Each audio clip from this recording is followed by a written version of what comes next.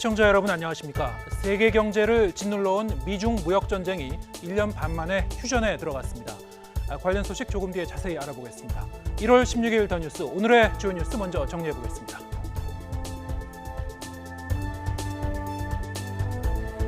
미국과 중국이 1단계 무역 합의에 최종 서명했습니다. 2018년 7월 양국이 관세 폭탄을 주고받으며 무역 전쟁을 시작한 지 18개월 만입니다. 중국은 앞으로 2년 동안 2천억 달러 규모의 국산 제품을 구매하기로 했고, 미국은 1,600억 달러 규모의 중국산 제품에 대해 추가 관세를 부과하지 않기로 했습니다. 2,500억 달러 규모의 중국 제품에 부과하던 25% 관세는 유지됩니다. 트럼프 대통령은 획기적 사건이라고 평가했습니다. 강경화 장관이 남북협력 사업에 대한 미국의 협조를 요청한 데 이어 미국을 방문한 이도훈 한반도 평화교섭 본부장은 북한 개별 관광 문제를 논의하겠다고 밝혔습니다. 개별 관광이 유엔 안보리 제재 대상은 아니라는 말도 덧붙였습니다. 북한 개별 관광이 문 대통령이 신년사에서 밝힌 남북관계 개선의 돌파구가 될지 주목됩니다. 총선을 앞둔 정치권 움직임이 속도를 내고 있습니다. 자유한국당은 공천관리위원장으로 국회의장을 지낸 김형우 전 의원을 임명했습니다. 민주당은 오늘 총선 후보자 모집 일정을 확정하고 안철수 국민의당 전 대표는 19일 귀국합니다. 문 대통령은 오늘 과기부, 방통위를 시작으로 신년 업무 보고에 들어갑니다. 중국 우한에서 신형 코로나 바이러스에 의한 폐렴이 집단 발병한 가운데 일본에서도 폐렴 환자가 발생했습니다. 최근 우한을 다녀온 일본 거주 30대 중국인입니다. 일본 정부는 총리실 위기관리센터를 즉각 가동했습니다. 일본에서 신형 코로나 바이러스 감염자가 확인된 건 이번이 처음입니다. 겨울이 되면서 수분 크림 바르는 분들 많으시죠? 한국소비자원이 시중에서 많이 팔리는 10개 제품을 분석했더니 제품마다 보습력이 제각각인 것으로 드러났습니다. 그런데 가격은 최대 7배 넘게 차이가 났습니다. 비싸다고 해서 반드시 좋은 제품은 아닌 만큼 꼼꼼히 비교해 보시기 바랍니다. 더 뉴스 본격적으로 시작합니다.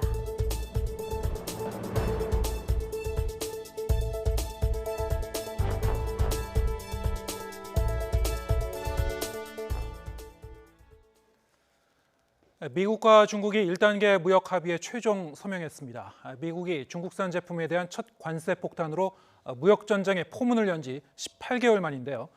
그동안 세계 경제에 드리워졌던 불확실성을 어느 정도 해소할 수 있을지 주목됩니다. 조승희 기자가 보도합니다.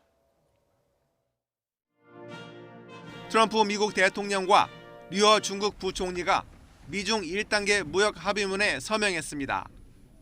지난 2018년 7월 미국이 중국산 제품에 대한 첫 관세 폭탄으로 무역 전쟁의 포문을 연 지 약 18개월 만입니다. 롤러코스터를 탄 협상 끝에 서명한 1단계 무역 합의문의 주요 내용을 보면 중국은 농산물을 포함해 향후 2년간 2천억 달러, 우리 돈 231조 7천억 원 규모의 미국산 제품을 구매하기로 했습니다. 이에 대해 미국은 지난해 12월 15일부터 부과할 예정이던 중국산 제품 1,600억 달러에 대한 관세를 부과하지 않기로 했습니다. 다만 2,500억 달러 규모의 중국 제품에 부과해오던 25%의 관세는 그대로 유지할 것으로 전해졌습니다. 재선 레이스를 달리고 있는 트럼프 대통령은 이번 합의를 획기적인 사건이라며 부각시켰습니다. This is a very important and remarkable occasion. Today we take a momentous step, one that has never been taken before with China, toward a future of fair and reciprocal trade as we sign phase one of the historic trade deal between the United States and China. 트럼프 대통령은 곧장 2단계 협상을 시작할 것이며 3단계 협상은 예상하지 않고 있다고 말했습니다. 트럼프 대통령은 또 2단계 무역 협상이 끝나면 무역 전쟁 과정에서 부과한 대중 관세를 즉각 처리하겠다고 밝혔습니다. 시진핑 중국 국가주석도 트럼프 대통령에게 보낸 서한에서 이번 합의는 세계를 위해 좋은 일이라고 환영했습니다. 그러면서 미국의 지식재산권 보호 강화와 인위적인 위안화 평가절하 중단 등도 약속했습니다. 하지만 핵심 쟁점 가운데 하나였던 중국 당국의 국영기업 등에 대한 보조금 지급 문제는 이번 합의에 포함되지 않은 것으로 전해져 차기 협상의 첫 걸림돌이 될 것으로 보입니다. YTN 조승입니다. 중국과의 1단계 무역 합의에 서명한 트럼프 미 대통령은 시진핑 주석과 북한 문제를 긴밀히 협력하겠다고도 밝혔습니다. 무역 문제를 일단락 지은 데 이어서 북미 협상 진전을 위한 중국의 적극적인 역할을 촉구한 것으로 보입니다. 김희준 기자입니다. 미국과 중국의 1단계 무역 합의 서명식장. 트럼프 대통령은 시진핑 주석이 매우 좋은 친구라며 중국이 북한 문제를 크게 돕고 있다고 추켜 세웠습니다. They have been very, very helpful with respect to Kim Jong-un, who has great respect for President Xi. 이어 고차원 방정식처럼 얽혀있는 미중 무역과 북미 비핵화 협상 상황을 빗댄 듯 체스 게임이란 단어를 꺼내들었습니다. And it's all a very, very beautiful game of chess or game of poker, or I can't use the word checkers because it's far greater than any checker game that I've ever seen. 오찬장에서도 북한 문제를 거론하며 중국과의 협력을 강조했습니다. We're going to be working very closely together on North Korea. And as I said inside, it's like a world-class chess match or poker match. 앞서 폼페오 국무장관도 북한 문제는 중국의 도움 없이 해결하기 어렵다고 밝힌 바 있습니다. 트럼프 대통령의 언급은 무역 합의를 일단락 지은 중국이 북한의 도발 자제와 협상 복귀를 위해 적극적인 역할을 할 것을 주문한 것으로 읽힙니다. 또 북핵 문제 해결에 협력하지 않으면 다시금 무역 카드를 흔들겠다는 포석으로도 보입니다. 전날 미 재무부는 북한의 해외 노동자 송출에 관련 중국 숙박시설을 제재하며 압박 메시지를 던졌습니다. 북한의 대화 재개를 제안한 사실을 공개한 미국, 중국의 대북 제재 공조를 단단히 하며 꼼짝 않는 북한을 움직여보라고 촉구하는 모양새입니다. YTN 김희준입니다. 이런 가운데 문재인 대통령이 신년사에서 밝힌 북한 개별 관광 추진과 관련해 정부가 적극 나서고 있습니다. 한미일 외교장관 회담에서 강경화 장관이 미국 측의 의사를 타진한 데 이어 이도훈 외교부 한반도 평화교섭본부장도 미국 측과 얘기를 한번 해보겠다고 밝혔습니다. 워싱턴 강토육 특파원의 보도입니다.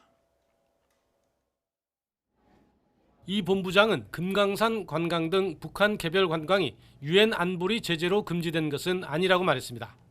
다만 기존에 국제사회가 합의한 제재의 틀을 존중하고 동맹국들과 공조 측면에서 여지를 찾을 필요가 있다는 겁니다.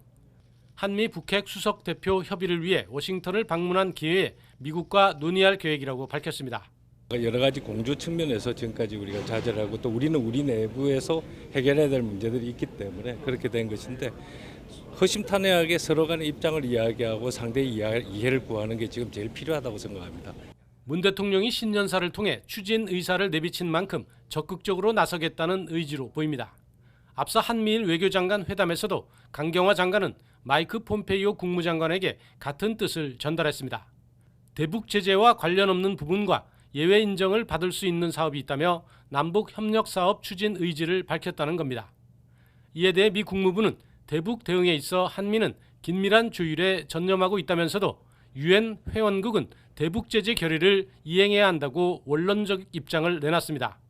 존중을 하지 않는다면 그냥 안 해도 되고 협의도 안 해도 되는 문제인데 협의를 하고 하는 것은 기본적으로 기존의 제재 국제사회가 합의한 제재 틀을 존중하는 내에서 우리가 여지를 찾아보는 그런 식으로 노력이기 때문에 이 본부장은 북미 협상과 관련해서는 한미가 안정적으로 상황을 관리하면서 동시에 대화 모멘텀을 살리는 것이 과제라고 말했습니다.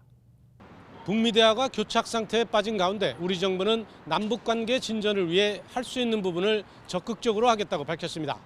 개별 관광이 화두가 되고 있는데 미국이 얼마만큼 호응할지 주목됩니다. 워싱턴에서 YTN 강태욱입니다.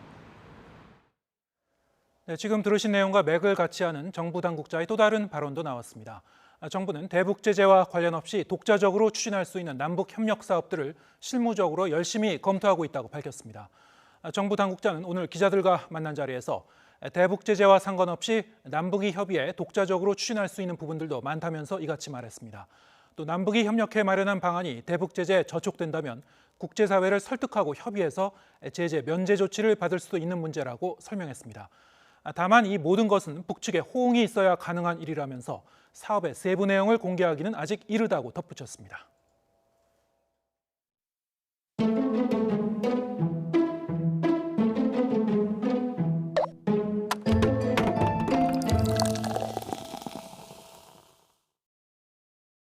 관광 같은 것은 국제 제재에 저촉되지 않기 때문에 그것도 충분히 모색될 수 있다고 생각합니다. 문재인 대통령이 지난 14일 새해 기자회견에서 언급한 북한 개별 관광의 후속 움직임이 일고 있습니다. 우리 정부는 북한 개별 관광이 국제 제재에 저촉되지 않는 만큼 충분히 논의될 수 있다는 입장입니다. 물론 아직 넘어야 할 산은 적지 않습니다. 현행 방북 절차는 남북교류협력법 시행령 12조에 규정돼 있습니다. 남북은 특수관계이기 때문에 일반 출입국 절차와는 달리 여권이 아닌 북한 방문 증명서로 출입경을 하게 됩니다. 먼저 북측의 초청장과 신변 안전 보장 각서를 받아야 하고요. 이후 통일부 장관의 승인을 거치도록 하고 있습니다. 북한 개별 관광은 이 같은 절차를 간소화하겠다는 구상입니다. 쉽게 말해서 북한 방문 증명서를 여행 비자로 대체하겠다는 겁니다. 중국 등 제3국에 있는 북한 공관에서 비자를 발급받는 방식입니다. 북측의 초청장이나 신변 안전 보장 각서를 받는 사전 절차는 생략됩니다. 하지만 문제는 그렇게 간단하지 않습니다. 먼저 북한의 호응 없이는 아무것도 성사되지 못합니다. 폐쇄적인 북한 당국이 남북 간 사전 협의 없는 인적 교류를 승인하는 걸 낙관하기 어렵습니다. 단순 여행객이 아니라 반북단체 인원이나 정보 요원 등으로 오해하기도 쉽겠죠. 특히 신변 안전 보장에 대한 약속이 없는 상태에서 우리 국민이 억류되는 사태가 발생한다면 그 파장과 정치적인 책임도 무겁습니다. 무엇보다 기존 방북 승인서 대신에 비자를 받아 여권으로 북한을 여행한다면 헌법상 북한의 지위에 대한 근본적인 논란을 낳게 됩니다. 여기에 더해 북측이 우리 정부와 대화를 거부하고 있고 대북 제재 고삐를 죄고 있는 미국의 입장도 변수입니다. 꽉 막힌 남북 관계의 돌파구를 찾기 위해 내놓은 개별 관광 카드, 과연 교류 협력의 문을 여는 열쇠가 될 수 있을까요?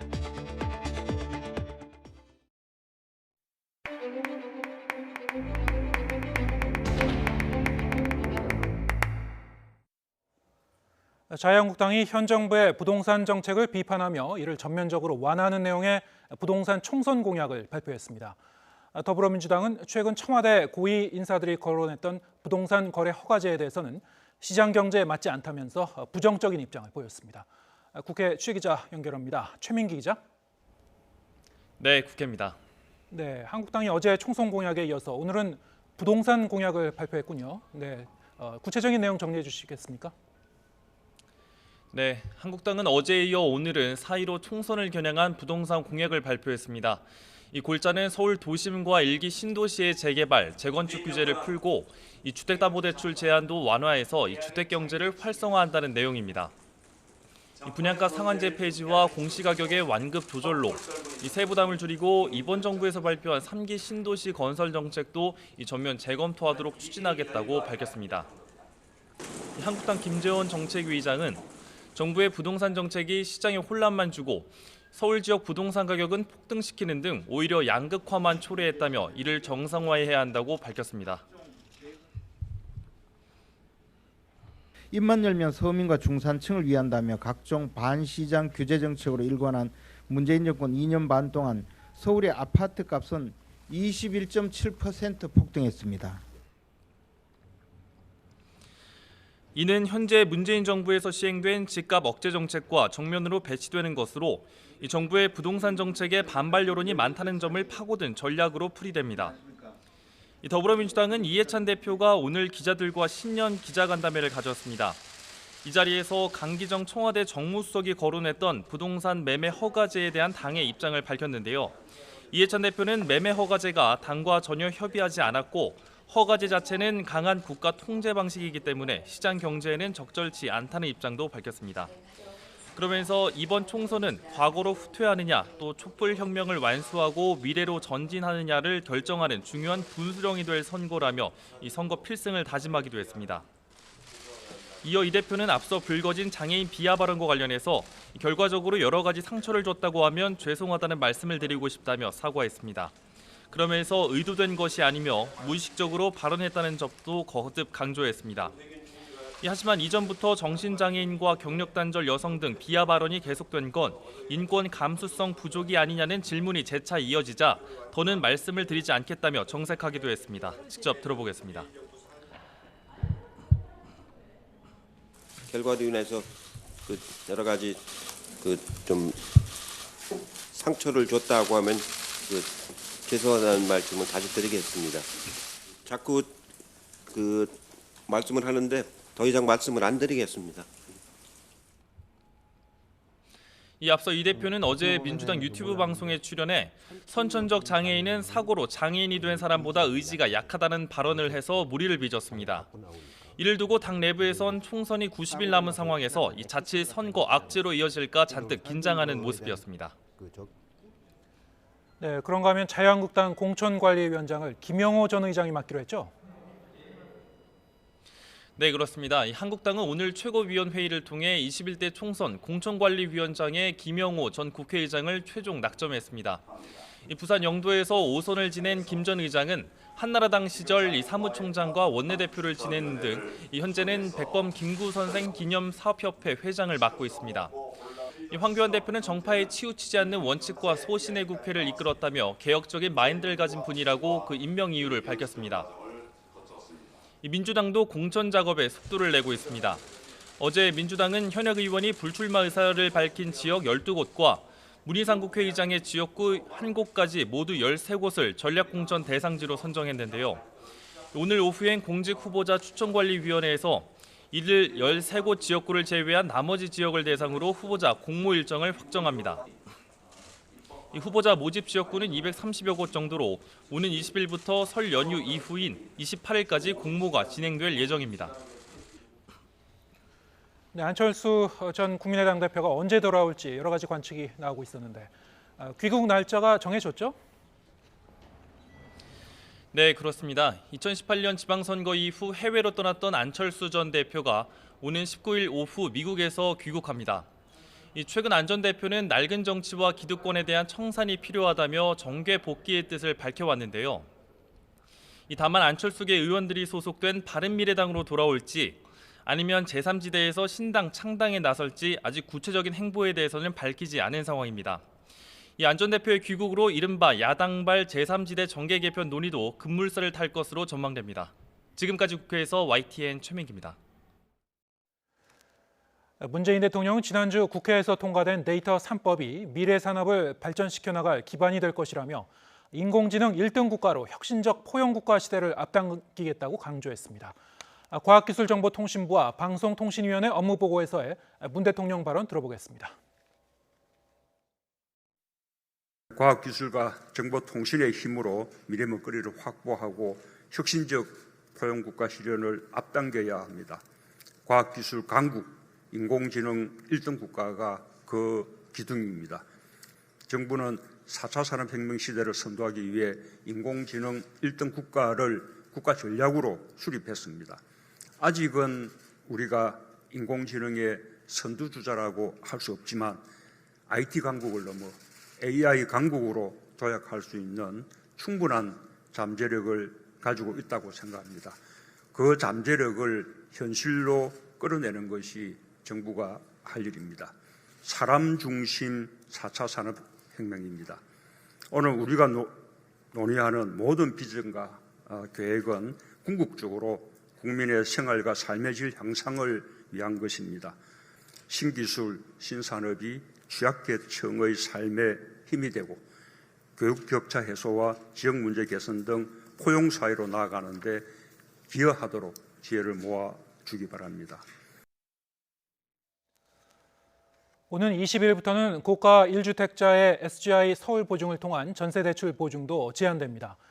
금융위원회는 12.16 주택시장 안정화 방안의 후속 조치로 모든 보증부 전세 대출에 대한 규제를 강화했다고 밝혔습니다.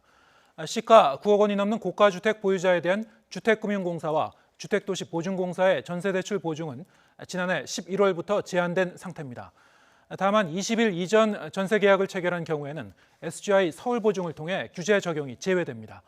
또 20일 기준으로 시가 15억 원 이하 1주택자 차주가 전셋집 이사로 금액을 늘리지 않고 다시 대출을 받는다면 4월 20일까지 한시적으로 한 차례에 한해 SGI 보증을 이용할 수 있습니다. 세월호 참사 관련 보도에 개입한 혐의로 기소된 무소속 이정현 의원이 대법원에서 벌금형을 확정받아서 의원직을 유지하게 됐습니다. 방송법 제정 이후에 편성에 간섭해 방송 독립을 침해한 사례로 유죄가 확정된 것은 이번이 처음입니다. 선거 직후 이 의원은 세월호 유족들에게 상처를 줘 송구하다며 사과했고 대법원 판단에 승복한다는 입장을 밝혔습니다. 취재기자 연결하겠습니다. 강희경 기자. 네, 대법원입니다. 네, 이정현 의원의 세월호 참사 보도 개입 혐의, 대법원에서도 유죄로 판단했군요. 네, 대법원은 방송법 위반 혐의로 재판에 넘겨진 이정현 의원에게 벌금 1,000만 원을 선고한 원심 판결을 확정했습니다. 재판부는 방송 편성 간섭에 대해 원심에서 관련 법리를 오해한 잘못이 없다고 판단했습니다. 방송 편성에 대한 부당한 간섭이나 개입을 금지하는 내용 등을 담은 방송법은 지난 1987년 제정됐는데요. 방송법상 방송 편성에 개입한 혐의로 기소돼 유죄 확정 판결까지 나온 건 이 의원이 처음입니다. 대법원 관계자도 방송 자유와 독립을 침해했다는 이유로 기소된 첫 사건에서 대법원이 유죄 판단을 받아들였다는 데 의미가 있다고 설명했습니다. 앞서 이 의원은 청와대 홍보수석이던 지난 2014년 4월 KBS가 세월호 참사 보도 과정에서 해경 등 정부 대처의 문제점을 지적하자 김시곤 당시 KBS 본부장이 전화를 걸어 보도에 부당하게 개입한 혐의로 기소됐습니다. 이 의원은 혐의를 전면 부인해왔지만 1심 재판부는 혐의를 유죄로 인정하고 징역 1년에 집행유예 2년을 선고했습니다. 당시 재판부는 정치 권력의 언론 개입이 더는 허용돼선 안 된다며 방송법 위반 처벌을 처음 적용하는 판결의 역사적인 의미를 강조했습니다. 이정현 의원의 항소로 진행된 2심 재판에서도 재판부는 유죄를 인정했지만 홍보수석의 지위에서 이런 행위가 관행으로 이루어졌던 것으로 보인다는 등의 이유로 벌금 1,000만 원으로 감형했습니다. 대법원 판결로 벌금형이 확정되면서 이정현 의원은 의원직을 유지하게 됐습니다. 국회의원은 형사사건에서 금고 이상의 형을 확정받으면 의원직을 상실합니다. 선고 직후 이정현 의원은 입장문을 통해 여전히 큰 아픔을 겪고 있는 세월호 유족들에게 위로가 되어주기는커녕 또 다른 상처가 됐을 것을 생각하면 송구하고 마음이 무겁다고 사과했습니다. 이어 죄의 성립 여부에 대해서는 사법부 판단에 조건 없이 승복한다며 자신의 사례를 참고로 언론의 자유와 독립이 더 견고하게 보장되길 바란다고 밝혔습니다. 지금까지 대법원에서 YTN 강희경입니다. 네, 지금 세월호 참사 관련 보도에 개입한 혐의로 이정현 의원이 대법원에서 벌금형을 확정받았다는 소식 전해드렸습니다만 저희가 이 소식을 전해드리는 과정에서 취재기자의 음질이 고르지 못했습니다. 이 부분은 시청자 여러분의 양해 부탁드리겠습니다. 다음 소식입니다. 이른바 하명 수사 의혹에 휩싸인 황운하 경찰 인재개발원장이 총선 출마를 위해서 어제 경찰청에 사직서를 제출했습니다. 검찰 수사를 받고 있지만 공직선거법에 따르면 이 후보에 문제가 없다는 입장입니다. 하지만 사표 수리가 불확실한 상황이어서 선거운동 과정에서 논란이 예상됩니다. 김대근 기자의 보도입니다. 지난해 명예퇴직을 신청했지만 검찰의 수사를 받는다는 이유로 반려된 황운하 경찰 인재개발원장이 결국 사직서를 제출했습니다. 황 원장은 공직자 사퇴 시한을 하루 앞두고 4월 총선 출마를 공식화하면서 의원 면직을 신청했습니다. 황 원장은 사직서가 접수되면 수리 여부와 상관없이 후보 등록과 선거운동이 가능하다고 강조했습니다. 현행 공직선거법은 후보로 나서려는 공무원은 선거일 90일 전까지 직을 그만두도록 규정하고 있습니다. 여기서 사직의 기준은 사직서의 접수 여부여서 황 원장의 말이 완전히 틀린 건 아닙니다. 하지만 실제로 황 원장이 투표일까지 완주할 수 있을지는 여전히 불투명합니다. 우선 대통령 훈령인 공무원 비위 사건 처리 규정은 검찰이나 경찰의 수사를 받는 경우 비위의 정도가 중징계에 해당한다고 판단되면 의원 면직을 제한하도록 하고 있습니다. 울산시장 선거 개입 의혹과 관련해 황 원장이 받는 직권남용 혐의는 중징계가 가능한 비위 유형 가운데 하나입니다. 따라서 무혐의 결론이 나지 않은 상황에서 황 원장의 사직서가 수리될지는 확실치 않습니다. 만약 의원 면직이 허용되지 않는다면 계속 경찰의 신분을 유지한 채 선거운동을 하는 상황이 벌어지게 됩니다. 공무원의 사직을 요구하는 선거법의 취지와 모순될 수도 있는 만큼 별도로 선거관리위원회 판단이 필요한 부분입니다. 이런 논란을 예상한 듯 황 원장은 자신의 사직서가 수리되는 것이 상식과 순리에 부합한다고 주장했습니다. 하지만 의원 면직 신청에 대한 납득할 수 있는 결론이 나오기 전까지 논란은 피할 수 없어 보입니다. YTN 김대근입니다. 그 배리어가 이미 다 깨져 있었나 봐요. 이런 식으로 아시아 영화 또는 한국 영화가 이렇게 많이 노미네이션 되고.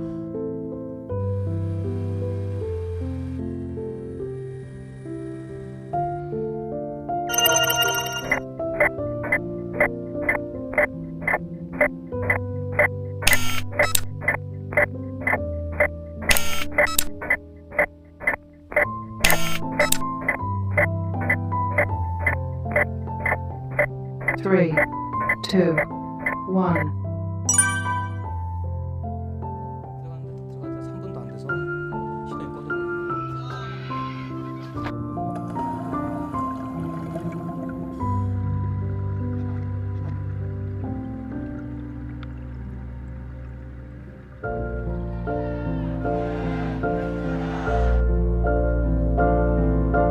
그 당시에 뭐 그런 어떤 구체적인 제가 사안에 대해서는 뭐 알 수 있는 그런 사항이 아니었고.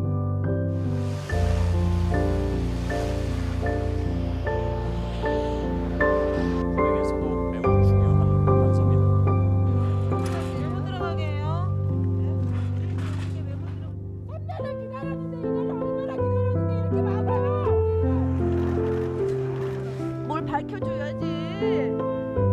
거기라도 해줘야 될 거 아니야. 저는 이거를 사람들이 많이 알았으면 좋겠다라고 생각을 하고요. 전 세계 사람들이 좀 기억해 줬으면 좋겠다.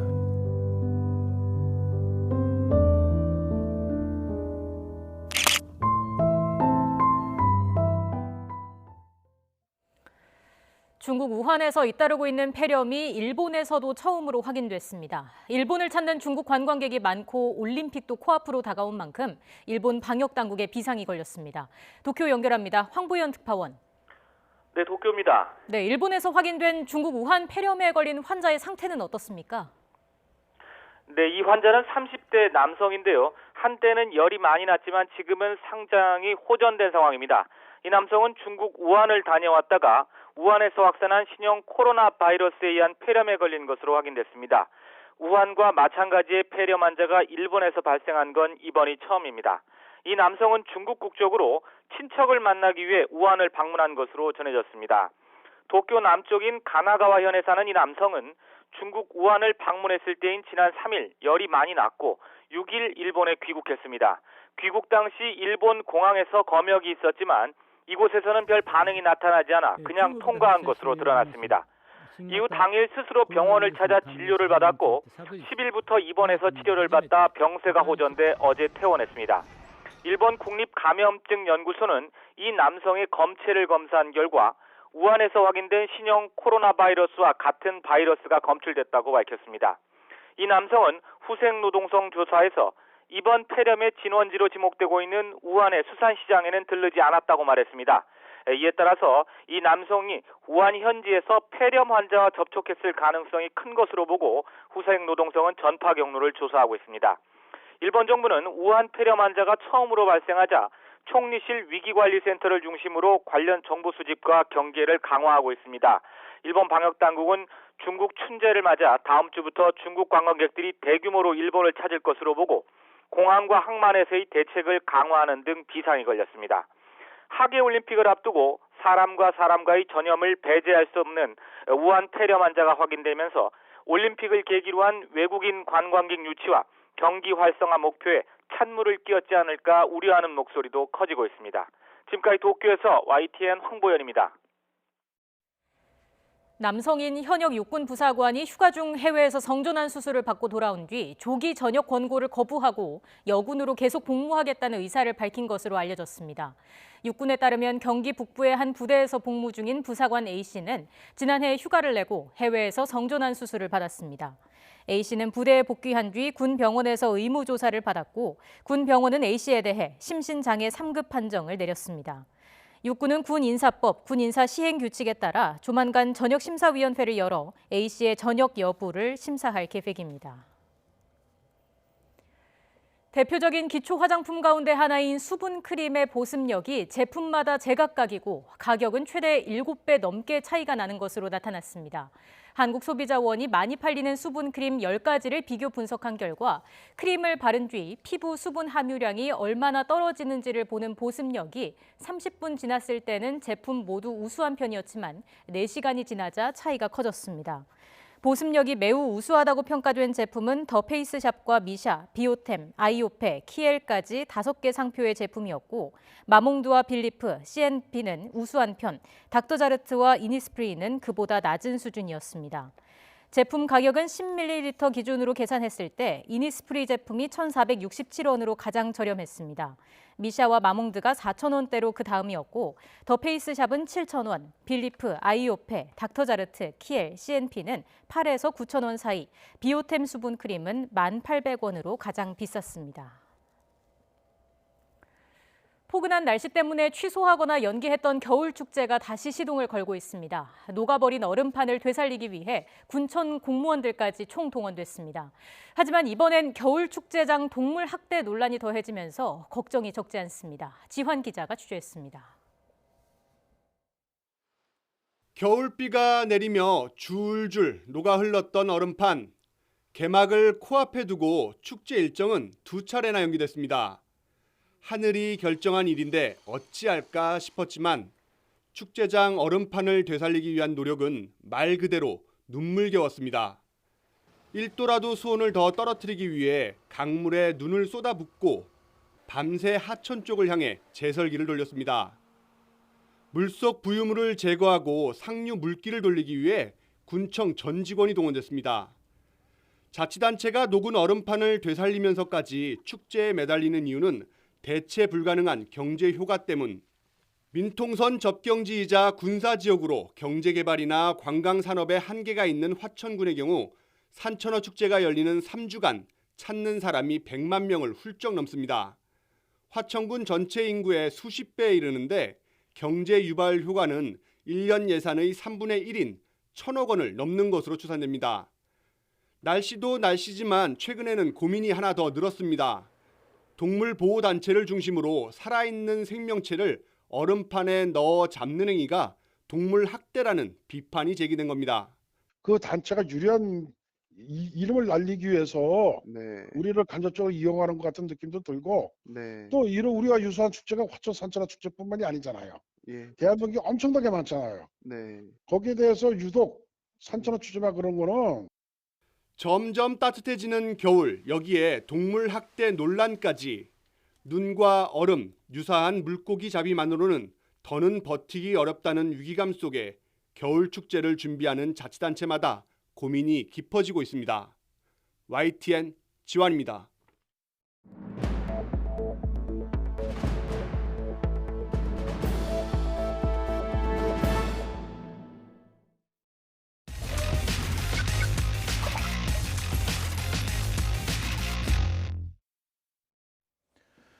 총선이 90일 앞으로 다가왔습니다. 정치인들에게는 행동은 물론이고 말 한마디 한마디가 예기치 않은 큰 파장을 일으킬 수 있는 시기이기도 합니다.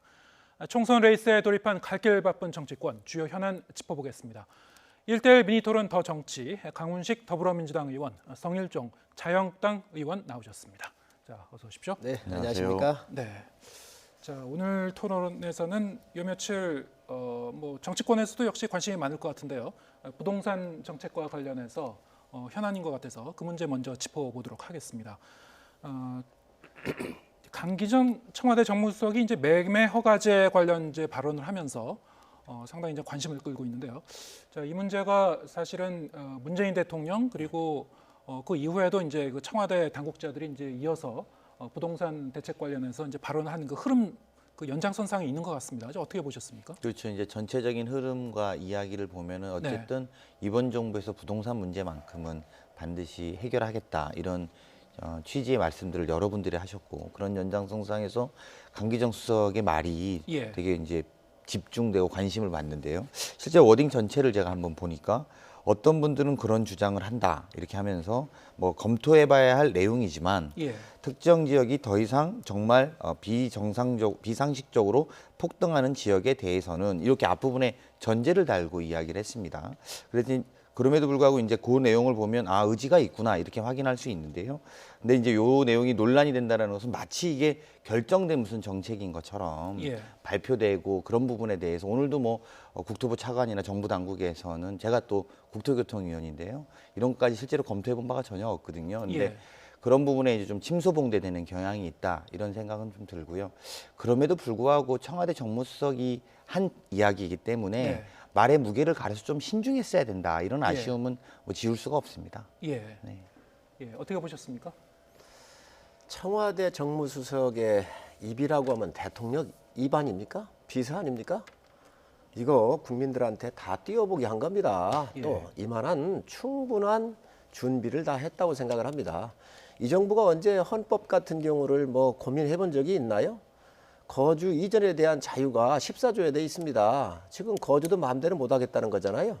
또 재산권에 대한 보호항이 헌법 24조 1항에 이렇게 있습니다. 그런데 지금 이런 행태를 보면 참으로 내 집도 마음대로 팔지 못하고 사지도 못하는 한 번도 경험해보지 못한 나라를 지금 만들고 있는 겁니다.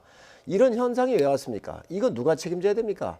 이 경제 실정에 대한 실패에 대한 책임을 주택 공급에 대한 수요와 공급이 원칙에 의해서 가격이 결정이 되는 건데 공급을 하나도 안 했잖아요. 그래 놓고 나서 이게 폭등을 하니까 이거를 정부가 통제를 하고 허가를 하겠다? 이게 있을 수 없는 이야기입니다. 이 정부는 이런 거에 대해서 해명하고 이럴 게 아니라 근본적으로 경제를 아는 경제에 대한 기초부터 되돌아가서 경제학 원론부터 다시 공부하셨으면 좋겠습니다. 네. 뭐 성우님께서 뭐 내용의 본질은 아실 텐데요. 공급도 우리가 많이 하려고 하죠. 그리고 3기 신도시가 다 그런 내용인데 또 굉장히 공교롭게 오늘 한국당이 3기 신도시는 폐지하겠다 뭐 이렇게 또 말씀을 하시더라고요. 공급을 막는 거는 네, 오늘 공급을 막는 거 오히려 야당이 해주시고 계신 거잖아요. 오히려 공급을 늘리게 좀 도와주시고요. 그리고 제가 국토위 하면서 보면 이렇게 뭐 헌법을 무시하면서까지 뭐 저희가 그 주택값을 반드시 잡겠다라는 취지의 이야기를 마치 헌법을 무시해서 뭘 진행하고 있다라고 이야기하는 것은 좀 옳지 않고 오히려 말씀하신 것처럼 공급을 좀 늘릴 수 있게 오늘 발표한 신도시 폐지 공약을 좀 무효화시키고 같이 좀 협조를 좀 해주셨으면 좋겠습니다. 아니 수요와 공급의 원리가 어디 있습니까? 수요자와 공급자가 있잖아요. 네. 수요자와 공급자는 필요한 곳에 있는 겁니다. 네. 필요하지 않은 곳에 수요와 공급을 한들 그게 시장이 형성이 되겠습니까? 시장이 어디입니까? 필요와 살라고 하는 사람, 팔라고 하는 사람이 있는 곳이 시장이에요. 이 시장이 아니고 엉뚱한 시장, 정부의 예산이나 축내거나 더 큰 투기나 일으킬 수 있는 그런 곳에 가가지고 이게 시장이니 이쪽으로 와라라고 요구하는 게 정부의 옳은 정책입니까?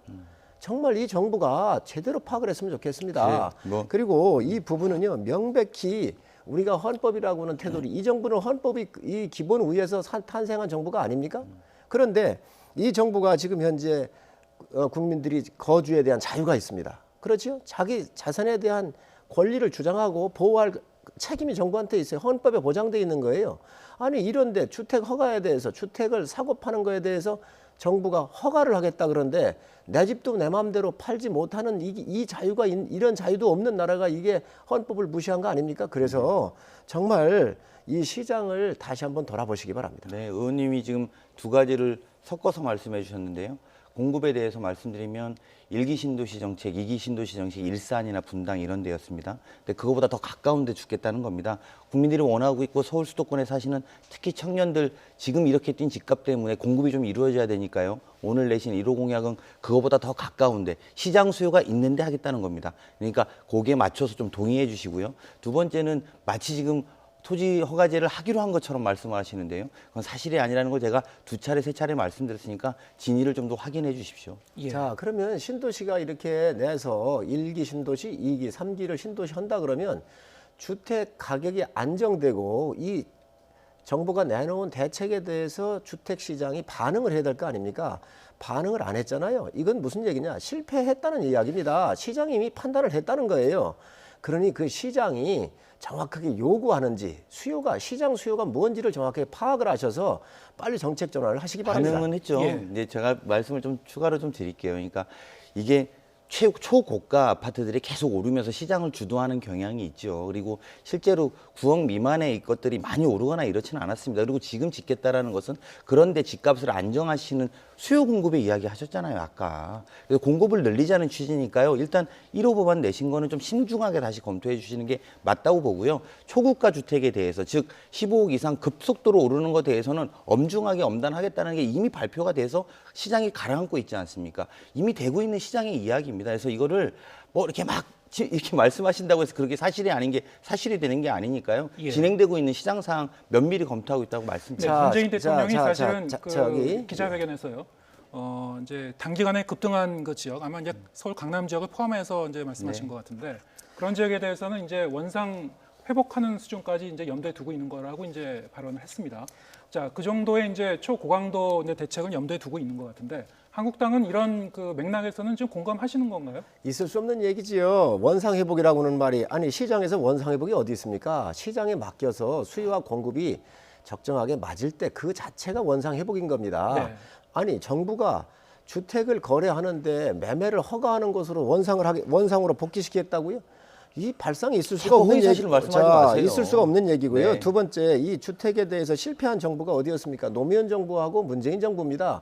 다른 정부 때 그렇게 실패 안 했어요. 결론적으로 초고가의 주택에 대해서만 책임지는 게 아니라 초국가가 선도하니까 나머지 지역에서 다 버블 효과가 있어가지고 풍선처럼 이게 일어나잖아요. 이 부분에 대해서 정부가 전체적으로 봐야지요. 그리고 고가 주택은 고가 주택에 맞는 공급을 하고 또 저가 주택은 저가 주택대로 또 공급을 해서 균형을 맞출 생각을 해야지 모든 것을 다 묶어놓고 그리고 다른데 1기, 2기, 3기 하겠다라고요. 그래서 전 이 자체가 발상 자체가 잘못되어 있는 거예요. 지금 소득주도 성장을 통해서 이 대한민국의 경제가 다 폭망했잖아요. 이 주택도 거기에 대표적인 거예요. 그래서 빨리 저는 이 정부가 이 경제 정책을 기본으로 돌아가라. 시장의 원리에 맡겨라. 이 말씀을 드리고 이 싶습니다. 토론이 이렇게 길어야 될지는 모르겠는데 진단은 같은데 왜 결론이 이렇게 다른지 전 잘 이해할 수가 없습니다. 말씀하신 것처럼 9억 이하는 집값 계속 공급을 늘려야 됩니다. 실제로도 보면 그래서 3기 신도시 하자는 겁니다. 오늘 한국당이 그거를 폐기시키겠다고 한 그거를 그래서 저희가 하자고 한 것이고요. 말씀대로 15억 이상 되는 고가에 대해서는 잡아야죠. 근데 그것들이 투기 수요로 이루어져 있습니다. 실제로 시장이 굉장히 돈이 많기 때문이죠. 이 시장이 저는 이런 지적은 할 수 있을 거라고 봅니다. 야당에서. 이런 것들이 기업에 투자되게 해라. 그리고 이런 게 벤처에 투자되게 하는 그런 방향으로 가야지 왜 부동산에 투자되게 하느냐. 이런 지적은 할 수 있다고 봅니다만 이것이 부동산에 투자되는 것을 막아야 된다는 것은 이견이 없을 거라고 봅니다. 그것이 균형 잡힌 시각이라고 저는 생각합니다. 그럼 강 의원님 하나 질문을 드리면 다른 정부에서는 문제 없었는데 왜 노무현 정부하고 문재인 정부만 이런 문제가 나왔습니까? 이거 어떻게 대답하시겠습니까? 네, 제가 볼 때는 부동산을 잡는 방법이 여러 가지가 있는데요. 실제로 이 정부 박근혜 정부 때 빚내서 집사라고 하지 않았습니까? 기억나십니까? 빚내서 집사라. 그렇게 해서 시장 경제의 경기를 부양하기 위해서 인위적으로 썼던 정책들입니다. 그래서 그렇게 집 샀던 사람들이 계속 몇 채씩 샀죠. 그래서 갭 투자라는 걸 했었습니다.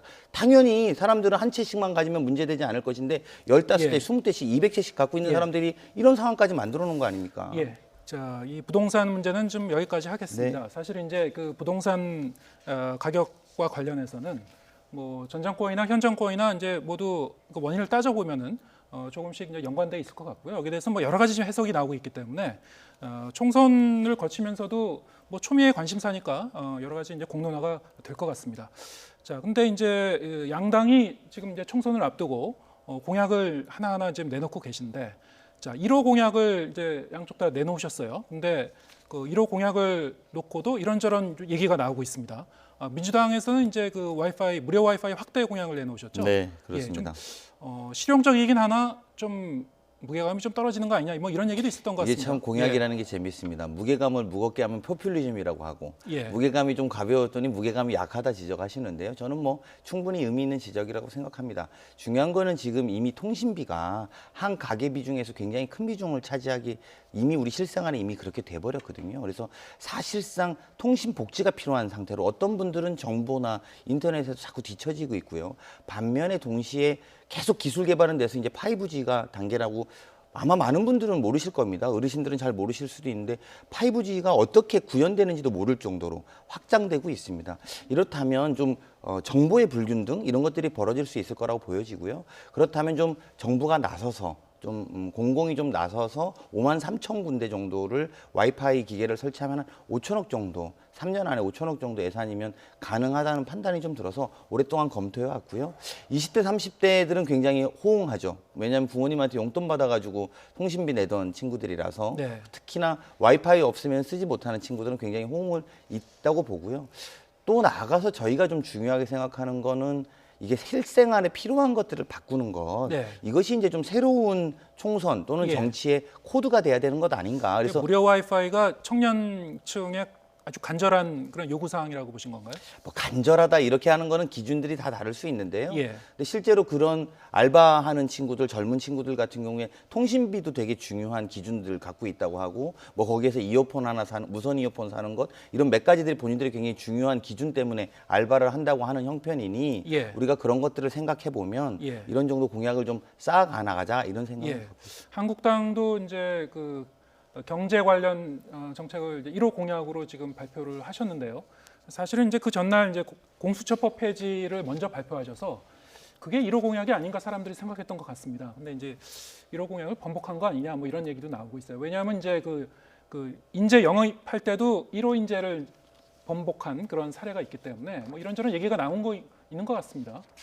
네, 그건 국민들께 다시 한번 설명을 한번 드려야 예. 되겠습니다. 공수처법이라고 하는 것은 사실 우리가 하면 안 되는 법이지요. 예. 독재 국가로 할 수 있는 굉장히 위험한 법이기 때문에 저희 당은 결사적으로 이걸 반대했던 겁니다. 전 세계적으로 이런 공수처법이 없습니다. 그래서 저희 의원들 사이에서 이게 너무 심각하고 대한민국이 독재 국가로 갈 수가 있으니 이거를 1호 공약으로 한번 내세우면 어떻겠냐라고는 의원들 사이에 이야기가 있었습니다. 그러나 저희 당에는 총선에 대한 정책 개발단이 있어서 여기에서 이 정책을 입안이 되고 또 최고위에 보고하고 대표 결재가 나야 보고가 되는 사항입니다. 그래서 공식적으로 프로세스를 거쳐서 나온 공약은 재정의 건전성이라든지 주 52시간제에 대한 완화라든지 또 탈원전을 우리가 탈피하겠다, 완전히 없애겠다라고 하는 이것이 실질적으로 저희의 1호 공약입니다.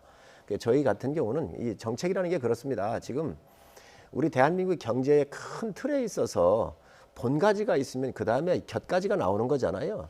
이 공당이라는 것은 큰 본 줄기를 세우는 것입니다. 그리고 지금 민주당이 이 와이파이 부분을 청년들을 향해서 던진 것 같은데 큰 정책을 내놓고 이런 부분은 세부 항목에 가서 다룰 사항들입니다. 그런데 이게 표만 되면 다 이렇게 그냥 우선 눈을 끊고 이 특정 계층을 향해서 던지는 이런 부분이 아닌가 이렇게 생각을 합니다. 네, 지금 이제 총선이 오늘로 이제 90일 앞두고 있는데 오늘이 사실은 이제 공직자 이 사퇴 시한이기도 하죠. 총선을 앞두고.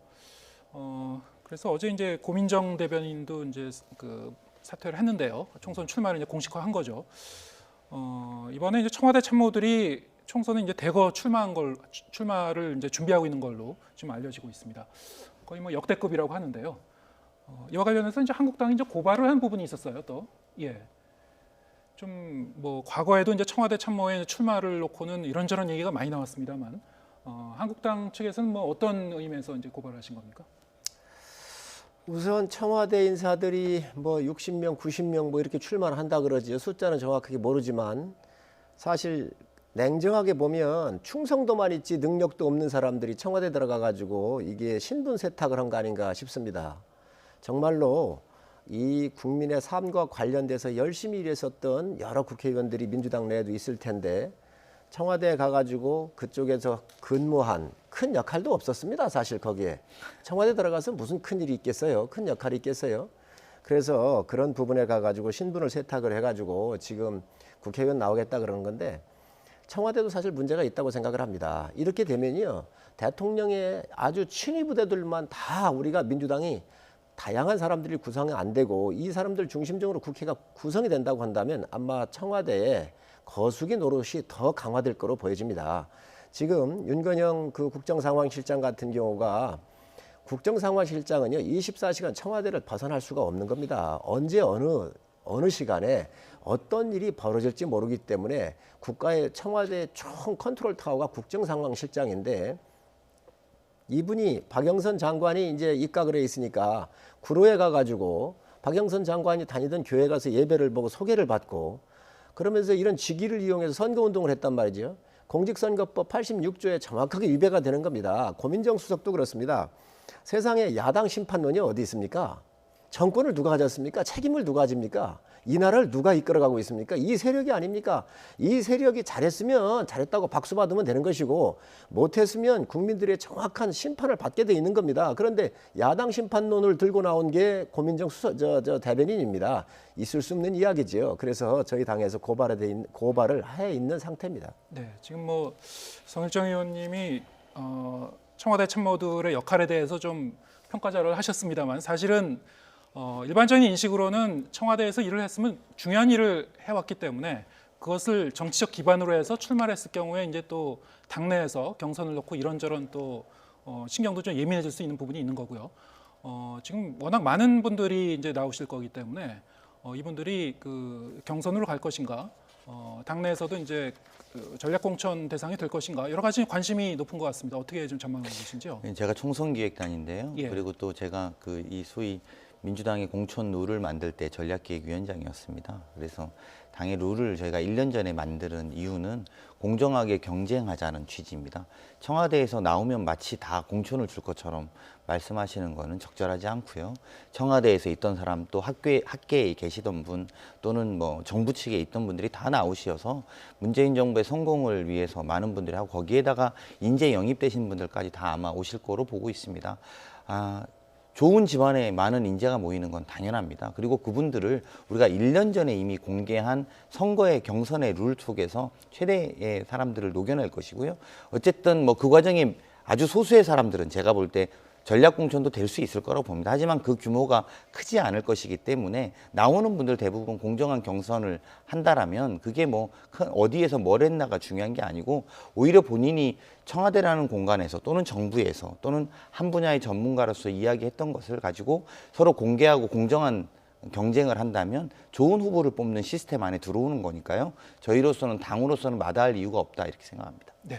지금 청와대 참모들이 어떤 일을 했습니까? 대통령 모시면서 대통령 정말 국가에 관련되는 체면과 관련되는 국민의 자존심과 관련되는 문제입니다. 외교 참사를 다 일으켰잖아요. 의전 참사 다 일으켰잖아요. 경제 다 지금 망가져가지고 몇 집 건너서 지금 문을 닫고 있는 것이 우리 대한민국 다녀보면 주요 도시에 다 있습니다. 여기에 대통령 잘 못 모신 거에 대한 책임의식을 느끼고 대통령을 더 보필하기 위해서 보이지 않는 곳에서 헌신하는 게 아니라 이제는 말이죠. 이렇게 나라를 망쳐놓은 이 세력들이 이제 국회의원 하겠다라고 총선에 뛰어드는 것 자체가 국민들이 뭐라 하겠습니까? 저는 정말 이 부분에 대해서만큼은 우리 집권 여당이 다시 한번 국민 감정에 되돌아보셨으면 좋겠고 정말로 대통령 모셨던 사람들 책임져야 합니다.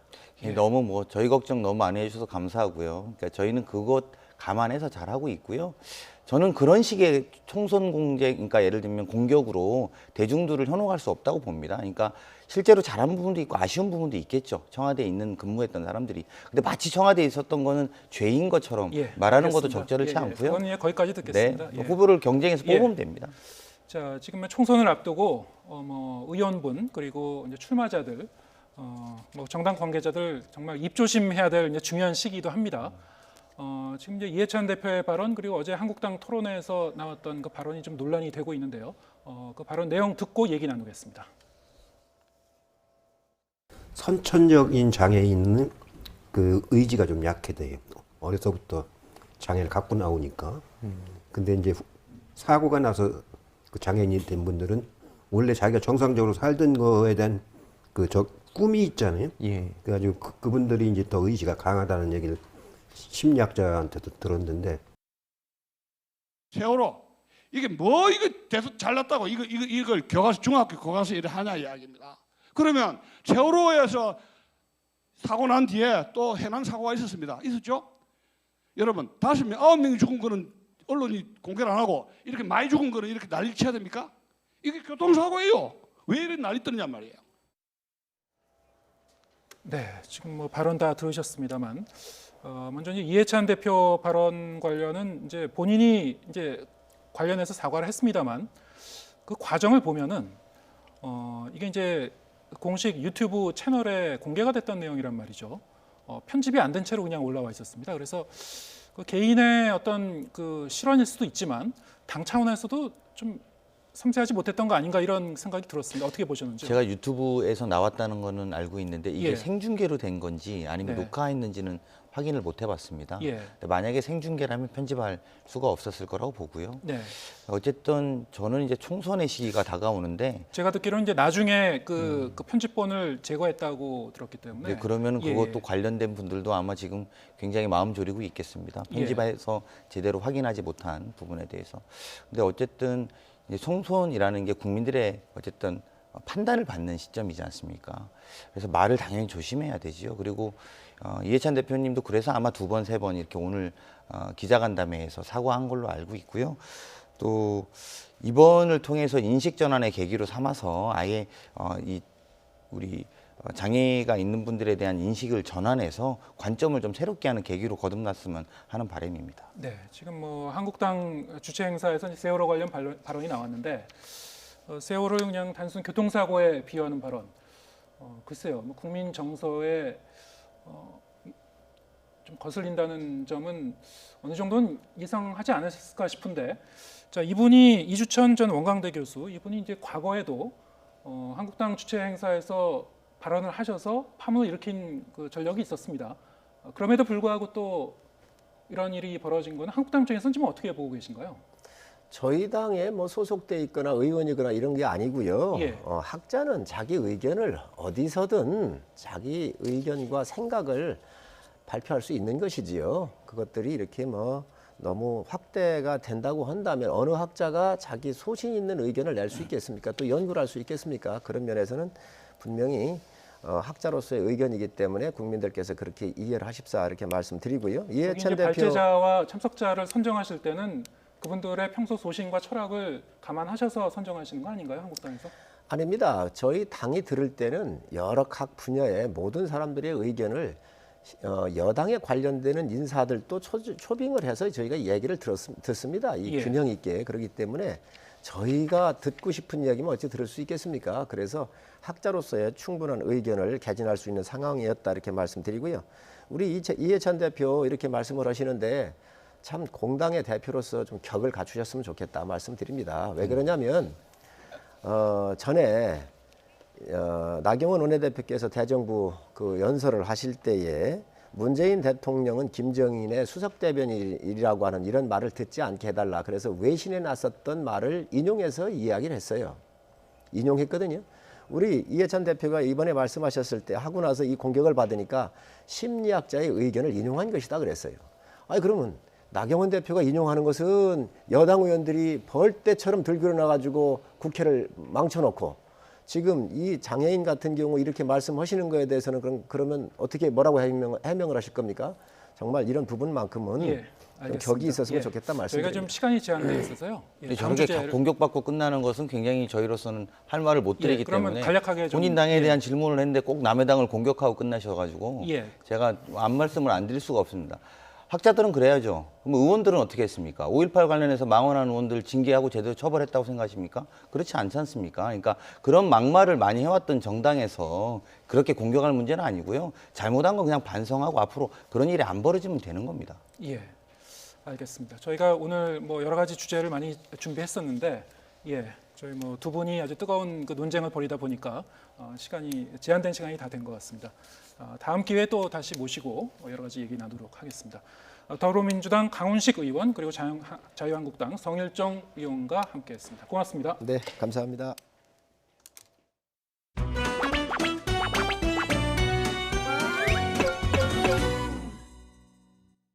탈원전 폐기, 52시간제 폐지, 그리고 세계가 인정했던 확장적 재정 정책에 대해서 재갈을 물리는 재정 준칙 재정이 1호 공약이라고 주장했습니다.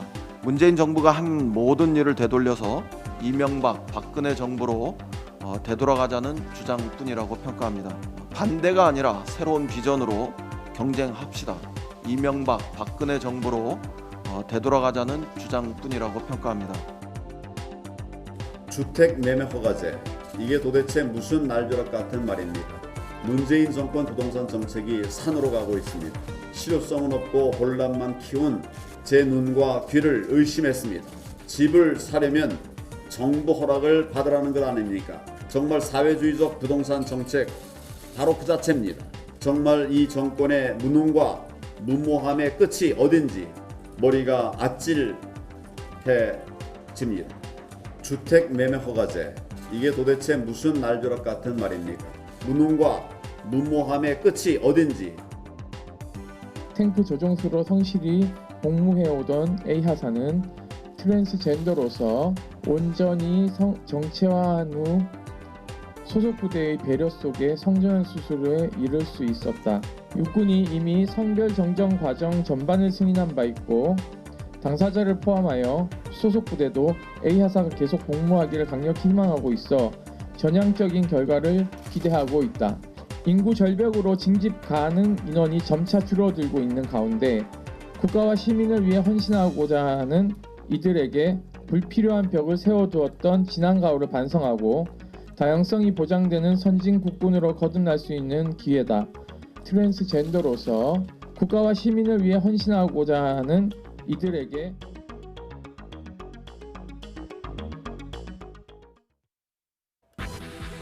미국과 중국이 1단계 무역 합의에 최종 서명했습니다. 중국은 앞으로 2년간 2천억 달러 규모의 미국 제품을 구매하기로 했고 미국은 1,600억 달러 규모의 중국산 제품에 대해 추가 관세를 부과하지 않기로 했습니다. 트럼프는 획기적 사건이라고 평가했습니다. 워싱턴에서 열린 한미 방위비 분담금 6차 회의가 아무런 결과를 도출하지 못한 채 이틀간 일정을 마무리했습니다. 한미 양측은 이번 회의에서 상호 이해의 폭을 넓히고 공감대를 확대했지만 아직 입장차가 있음을 확인했다고 밝혔습니다. 청와대 하명수사와 울산시장 선거 개입 의혹을 수사하는 검찰이 경찰청을 추가 압수수색하고 있습니다. 정보화 담당관실을 중심으로 김기현 전 시장 측근 비위 첩보를 넘겨받아 울산경찰청에 내려보낸 과정을 집중적으로 확인하고 있습니다. 세월호 참사 당시 KBS 보도에 개입한 혐의로 기소된 무소속 이정현 의원에 대해 대법원이 벌금형을 최종 선고했습니다. 의원직은 유지하게 됐지만 방송법 제정 이후 방송 독립을 침해한 사례로 유죄가 확정된 건 이번이 처음입니다. 중국 우한에서 발생한 신형 코로나 바이러스 폐렴 환자가 일본에서도 처음 발생했습니다. 일본에 거주하는 중국 국적의 30대 남성인데 지난 6일 입원 치료를 받은 뒤 상태가 호전된 것으로 알려졌습니다. 소비자원이 시중에서 많이 팔리는 10개 보습 제품을 분석했더니 제품마다 보습력이 제각각인 반면 가격은 최대 7배 넘게 차이가 나는 것으로 드러났습니다. 가격은 비싸지만 보습력이 기대에 미치지 못하는 제품도 많았습니다. 네, 자유한국당이 현 정부의 부동산 정책을 비판하며 이를 전면적으로 완화하는 내용의 부동산 총선 공약을 발표했습니다. 더불어민주당은 최근 청와대 고위 인사가 거론했던 부동산 거래 허가제에 대해서는 시장 경제에 맞지 않는다며 부정적인 입장을 보였습니다. 국회 취재기자 연결하겠습니다. 최민기 기자. 네, 국회입니다. 네, 한국당이 오늘은 부동산 공약에 대해서 발표했는데요. 네, 어떤 내용입니까? 네, 그렇습니다. 이 4.15 총선을 겨냥한 부동산 공약을 한국당이 발표했습니다. 이 골자는 서울 도심과 일기 신도시의 재개발, 재건축 규제를 풀고 주택담보대출 제한도 완화해서 이 주택 경제를 활성화한다는 내용입니다. 이 분양가 상한제 폐지와 공시가격의 완급 조절로 이 세 부담을 줄이고 이번 정부에서 발표한 3기 신도시 건설 정책도 이 전면 재검토하도록 추진하겠다고 밝혔습니다. 한국당 김재원 정책위의장은 정부의 부동산 정책이 시장에 혼란만 주고 서울 지역 부동산 가격은 폭등시키는 등 오히려 양극화만 초래했다고 질타했습니다. 입만 열면 서민과 중산층을 위한다며 각종 반시장 규제 정책으로 일관한 문재인 정권 2년 반 동안 서울의 아파트 값은 21.7% 폭등했습니다. 한국당은 부동산 매매 허가제를 언급한 강기정 청와대 정무수석의 발언을 가리켜 국민을 투기꾼으로 몰며 탄압하는 헌법 부정 발언이라고 맹비난하기도 했습니다. 이는 현재 문재인 정부에서 시행된 집값 억제 정책과 정면으로 배치되는 것으로 정부의 부동산 정책에 반발 여론이 많다는 점을 파고든 전략으로 풀이됩니다. 더불어민주당은 이해찬 대표가 오늘 기자들과 신년 간담회를 가졌습니다. 이 대표는 이번 총선은 과거로 후퇴하느냐, 촛불혁명을 완수하고 미래로 전진하느냐를 결정하는 중요한 분수령이 될 선거라며 선거 필승을 다짐했습니다. 이 자리에서 이 대표는 강기정 수석이 거론했던 부동산 매매 허가제에 대한 당의 입장을 밝히기도 했습니다. 이해찬 대표는 당과 전혀 협의한 적도 없고 허가제 자체는 강한 국가 통제 방식이기 때문에 시장 경제에는 적절치 않다고 설명했습니다.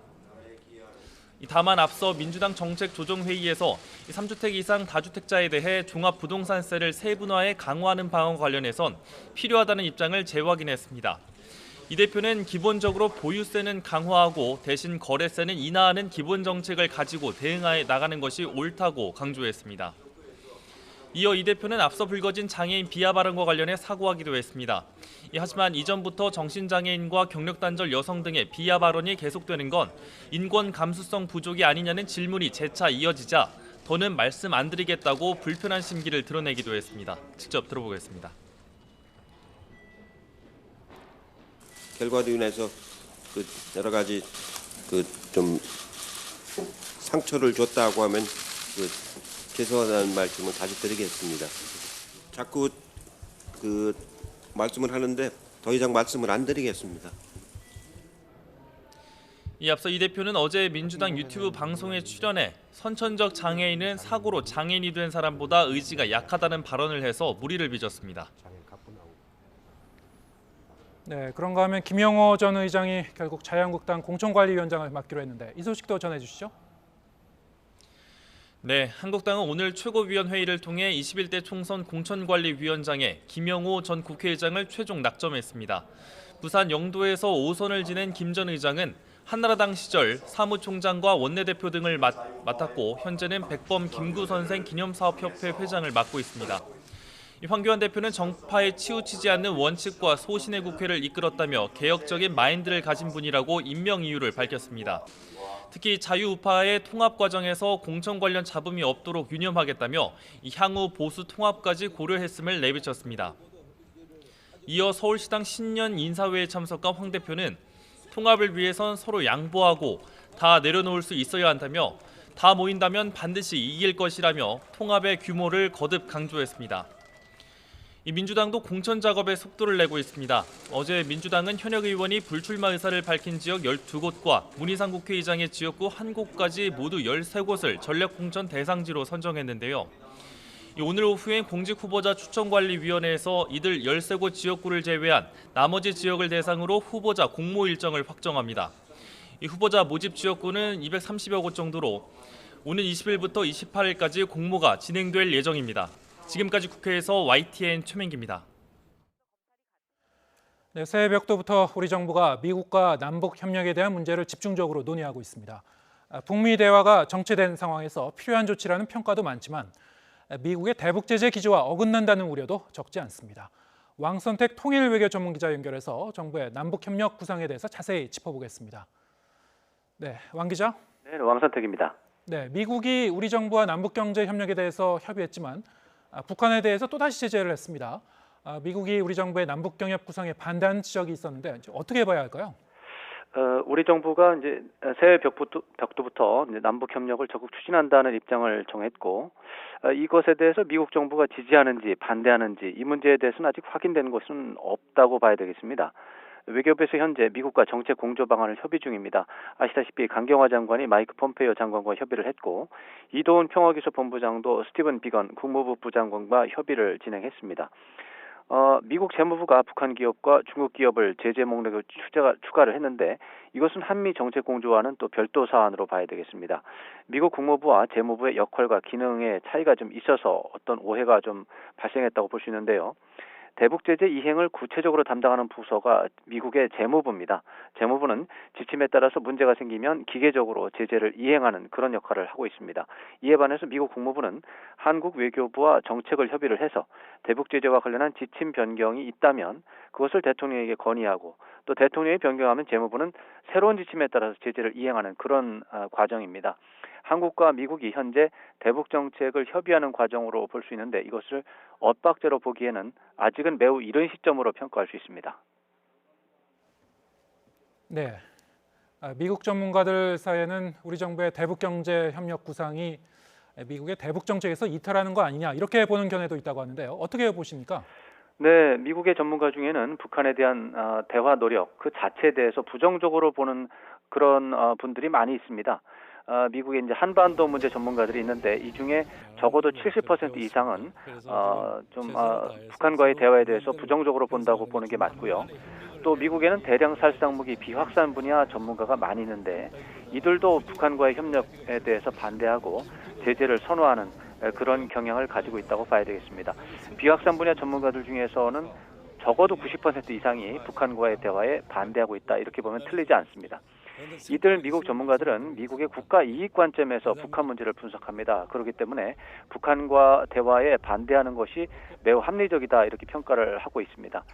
우리 정부가 북한과 대화를 통해서 문제를 해결하려는 생각이 있다면 당연히 이제 미국 대통령과 협력 관계를 유지하는 것이 첫 번째지만 그것과 동시에 미국의 북한 문제 전문가들 또 비확산 문제 전문가들 이런 분들에 대한 설득 노력도 병행을 할 필요가 있다. 이 정도는 생각해 볼 수 있겠습니다. 네, 미국도 미국이지만 일단 그 북한이 호응해야 이 성사가 될 텐데요. 네. 우리 정부의 남북 협력 구상에 대해서 북한에서도 부정적인 언급이 나오고 있는 것 같습니다. 자, 이 남북 협력 노력 성과를 거둘 수 있을까요? 네, 사실은 남북 경제 협력을 하겠다 이런 말은 이번에 새로 나온 말은 아닙니다. 2018년 9월에 남북 정상회담 합의문에 포함된 말입니다. 1년 반 전에 이미 시도했지만 성과가 없었던 사안인데요.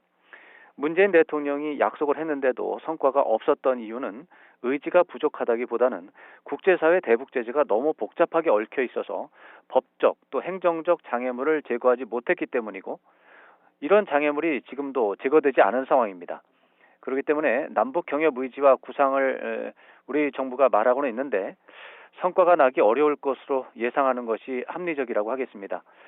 그런데도 불구하고 우리 정부가 남북 경협을 하겠다고 나서는 것은 북미 대화나 남북 관계에서 교착 상태가 굉장히 심한 상황이기 때문에 돌파구를 찾기 위한 고육책이라고 좀 평가를 할 수 있고요.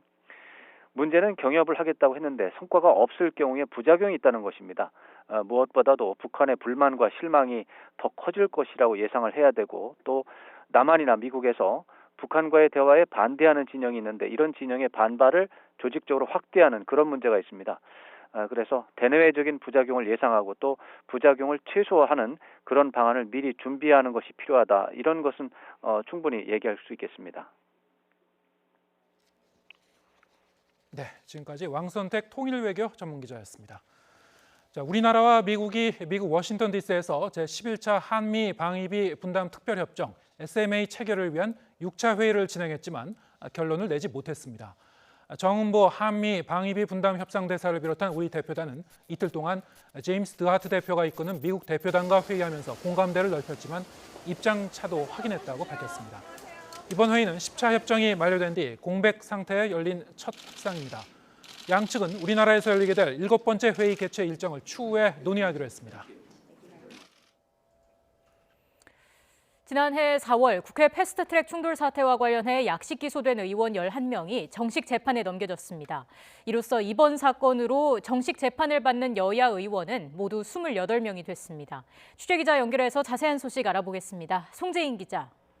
네, 사회부입니다. 네, 약식 기소됐던 의원들 전부 정식 재판에 회부된 겁니까? 네, 그렇습니다. 서울 남부지방법원은 패스트트랙 충돌 사건과 관련해 약식 기소됐던 여야 의원 11명을 모두 정식 재판에 넘겼습니다. 이 가운데 대다수는 회의 진행을 방해하는 등 국회법을 위반한 혐의를 받는 한국당 의원들입니다. 곽상도, 장제원 의원 등 9명인데요. 앞서 검찰이 같은 혐의로 정식 재판에 넘긴 나경원 원내대표 등에 비해 혐의가 무겁지 않다고 판단하는 의원들입니다.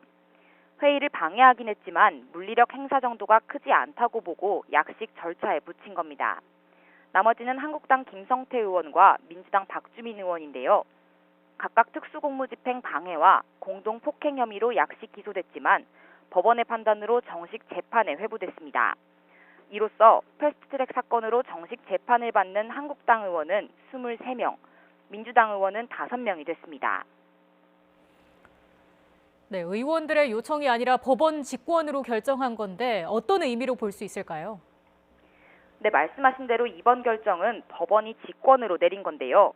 법원 관계자는 뚜렷한 이유를 밝히진 않으면서도 일반적으로 몇 가지 요소를 종합적으로 고려해 결정한다고 밝혔습니다. 첫 번째는 사안의 심각성입니다. 정식 재판을 열지 않고 검찰이 기소와 함께 구형하는 약식 절차로 처리하기에는 사건이 무겁다는 겁니다. 또 피고인들의 방어권을 보장하는 의미도 있습니다. 여러 가지 해석이 나오는 가운데 이번 결정으로 약식 기소됐던 의원들은 벌금형보다 무거운 형을 받을 가능성도 생겼습니다. 이번처럼 피고인의 요청이 아닌 법원의 직권으로 정식 재판에 회부할 경우엔 검찰이 약식 명령으로 내린 형과 상관없이 재판부가 선고를 결정할 수 있기 때문입니다. 법원은 다음 달 12일 민주당 의원들의 공동폭행 사건의 첫 공판 준비 기일을 열면서 본격적인 패스트트랙 사건 재판에 착수할 예정입니다. 지금까지 사회부에서 전해드렸습니다. 청와대 하명 수사와 울산시장 선거 개입 의혹을 수사하는 검찰이 경찰청 본청을 추가 압수수색하고 있습니다. 서울중앙지검 공공수사 2부는 오늘 오전 11시쯤부터 경찰청 정보화 담당관실 전산 서버에 대해 압수수색 영장을 집행했습니다. 검찰은 경찰이 김기현 전 울산시장 측근 비위 관련 첩보를 청와대로부터 넘겨받고 이를 수사하는 과정과 관련된 자료를 확보하고 있는 것으로 알려졌습니다. 나흘째 한파특보가 내려진 가운데 오늘도 한겨울 추위가 이어지고 있습니다. 이번 추위는 내일 아침까지 이어진 뒤 낮부터 서서히 누그러질 전망입니다. 날씨 알아보겠습니다. 신미림 캐스터. 네, 하늘공원에 나와 있습니다. 네, 오늘도 체감 온도는 영하권이라고요? 네, 볕이 내리쬐는 한낮임에도 불구하고 찬바람이 강하게 불면서 무척 쌀쌀합니다. 현재 서울 기온은 영상 2.4도까지 올랐지만 찬바람이 강하게 불면서 체감 온도를 낮추고 있는데요. 이번 추위는 내일 아침까지 이어진 뒤에 낮부터는 서서히 풀리겠습니다. 그 전까지는 보온에 각별히 신경을 써주시는 게 좋겠습니다. 오늘과 내일 전국이 대체로 맑겠습니다. 미세먼지 걱정 없이 공기도 깨끗하겠는데요. 다만 내일 밤부터 모레 낮까지 동해안 지역에는 비나 눈이 조금 내리겠습니다. 경기 북부와 강원 내륙에는 나흘째 한파주의보가 이어지는 가운데 내일 아침까지는 예년 수준의 한겨울 추위가 이어지겠습니다. 대관령의 아침 기온이 영하 12도, 철원이 영하 11도, 파주는 영하 9도까지 내려가겠고요. 그 밖에 서울이 영하 5도, 대구는 영하 2도 등으로 오늘만큼이나 춥겠습니다. 내일 낮부터는 추위가 서서히 풀리겠습니다. 낮 기온 서울이 4도, 대전이 6도, 광주와 대구 7도, 부산 10도 등으로 오늘보다 1, 2도가량이 높겠습니다. 주말부터는 예년보다 포근한 겨울 날씨가 이어지겠고요. 휴일에는 중서부와 호남 지역에 눈이나 비가 내릴 전망입니다. 현재 강원 영동에는 건조경보가, 그 밖에 동해안 지역으로는 건조주의보가 내려져 있는데요. 산불 등 대형 화재가 발생하기 매우 쉬운 만큼 불씨 관리 철저히 해주시는 게 좋겠습니다. 지금까지 하늘공원에서 YTN 신미림입니다.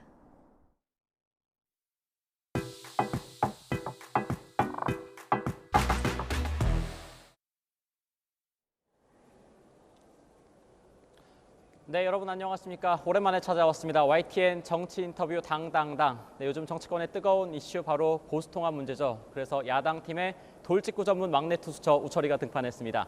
자유한국당과 새로운 보수당 사이의 이 통합 논의를 둘러싼 팽팽한 기싸움, 그리고 또 각 당 내부의 신경전, 이런 전반적인 얘기. 오늘은 새 보수당 내 최다선 의원이자 통합 물밑 작업의 한 축으로 알려진 정병국 의원 모시고 이 문제 좀 자세하게 얘기를 좀 해보겠습니다. 안녕하십니까? 예, 안녕하십니까, 정병국입니다. 네, 오늘 저희가 통합 얘기를 좀 할 거겠지만 그래도 이제 새로운 보수당이 지난 5일에 창당을 하지 않았습니까? 그렇습니다. 이제 한 열흘 정도 됐습니다. 그렇네요. 좀 성공적인 가도를 가고 있다, 이렇게 보십니까? 예, 의도했던 대로 가고 있고요. 네. 만족하지는 않지만 열심히 가고 있습니다. 어떤 부분이 좀 만족스럽지 않으신 겁니까? 일단 처음 출발할 때는 한 뜻이었는데 목적지에 가면 갈수록 조금 생각들이 갈라지는 것 같아요. 목적지가 네. 통합을 말씀하시는 걸로 받아들여도 되겠습니까? 그 통합이 궁극적인 것보다는 진정한 새로운 보수당이 우리 8명 가지고는 안 되잖아요. 더 크게 몸짓을 불려가는 그런 과정인데, 그런 과정에서 좀 이제 생각의 차이가 조금씩 나타나는 거죠. 이 얘기는 좀 자세하게 좀 뒤에 나눠보도록 하고요. 오늘 한 여론조사를 봤더니 지지율이 5% 정도 나오는 걸로 나왔는데 만족하십니까? 만족할 수는 없죠. 1등하고 싶죠. 네. 그런데 그래도 열흘 된 정당이 5% 나오고 그동안 뭐 수십 년 된 정당이 정당보다도 많이 나왔으니까 어떻게 보면 과분한 그 지지를 받았다고 생각을 해요. 그러나 그 국민들의 기대나 저희들이 하고자 하는 목표는 1등입니다. 네. 그럼 뭐 일단 모셨으니까 뭐 이 얘기를 안 드릴 수가 없습니다. 좀 직접적으로 말씀을 좀 드려보겠습니다. 뭐 새로운 보수당, 자유한국당과 통합을 하는 겁니까? 아니면 안 하는 겁니까? 원칙에 합의를 받기 때문에 통합하는 겁니다. 하는 겁니까? 그렇습니다. 하는 과정 사이에 어떤 좀 여러 우여곡절이 있는 거다 이렇게 받아들이면 되는 건가요? 당연하죠. 이게 이제 일단은 가장 큰 관문을 넘어섰어요. 그게 관문이 우리가 그동안 주장을 해왔던 보수 재건 3원칙 그것이 시민연대와 함께 그 6가지 원칙으로 확장이 됐고 그것에 의해서 그 혁신통합추진위원회가 구성이 됐기 때문에 일단 이미 관문은 통과를 했고 진행이 되고 있는 겁니다. 그런데 이제 저희들이 거기에서 이제 조금 그 생각의 차이로 인해서 그 우리가 주장을 하는 그 원칙이 지켜질 수 있느냐 없느냐는 문제를 계속 하나하나 짚다 보니까 우리 그 새로운 보수당이 계속 조건을 내거는 것 같은데 결국은 다른 조건이 아니고 우리가 늘 주장하는 3원칙이 지켜질 수 있게끔 해달라. 그 탄핵의 강을 건너자를 비롯한 3원칙을 말씀하시는 거죠. 그렇습니다. 그러면 지금 어쨌든 뭐 어떤 한 목표를 가기 위해서는 서로의 의견이 좀 다를 수 있다. 이 부분을 말씀을 하고 계시는 그렇습니다. 건데요. 그걸 조율하고 있고요. 한 발 한 발 앞으로 가고 있다고 봅니다. 그럼 사실 그 얘기를 조금 쉽게 해보자면 지금 통합 논의를 좀 더 서둘러야 한다. 아니면 이대로 낫는다. 이렇게 좀 나눌 수 있을 것 같은데요. 서둘러야 된다는 거고요.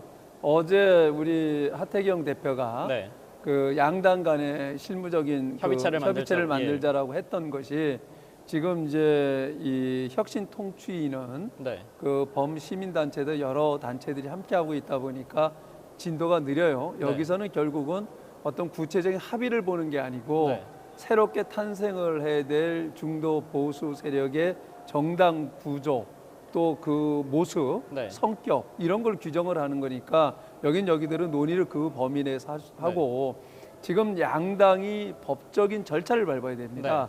법통이 있는 단체는 그 새로운 보수당하고 자유한국당밖에 없지 않습니까? 그렇기 때문에 이 간판을 내리는 절차를 밟아야 되고 그것은 같이 보조를 맞춰야 되잖아요. 그렇기 때문에 양당 간에 실무적인 그 대화를 하자, 빨리 진행을 하자 하는 차원에서 저희가 요구를 했던 겁니다. 지금 뭐 혁신통합추진이 말씀을 하셨으니까 제가 좀 독할 수도 있지만 이 질문을 좀 드려보겠습니다.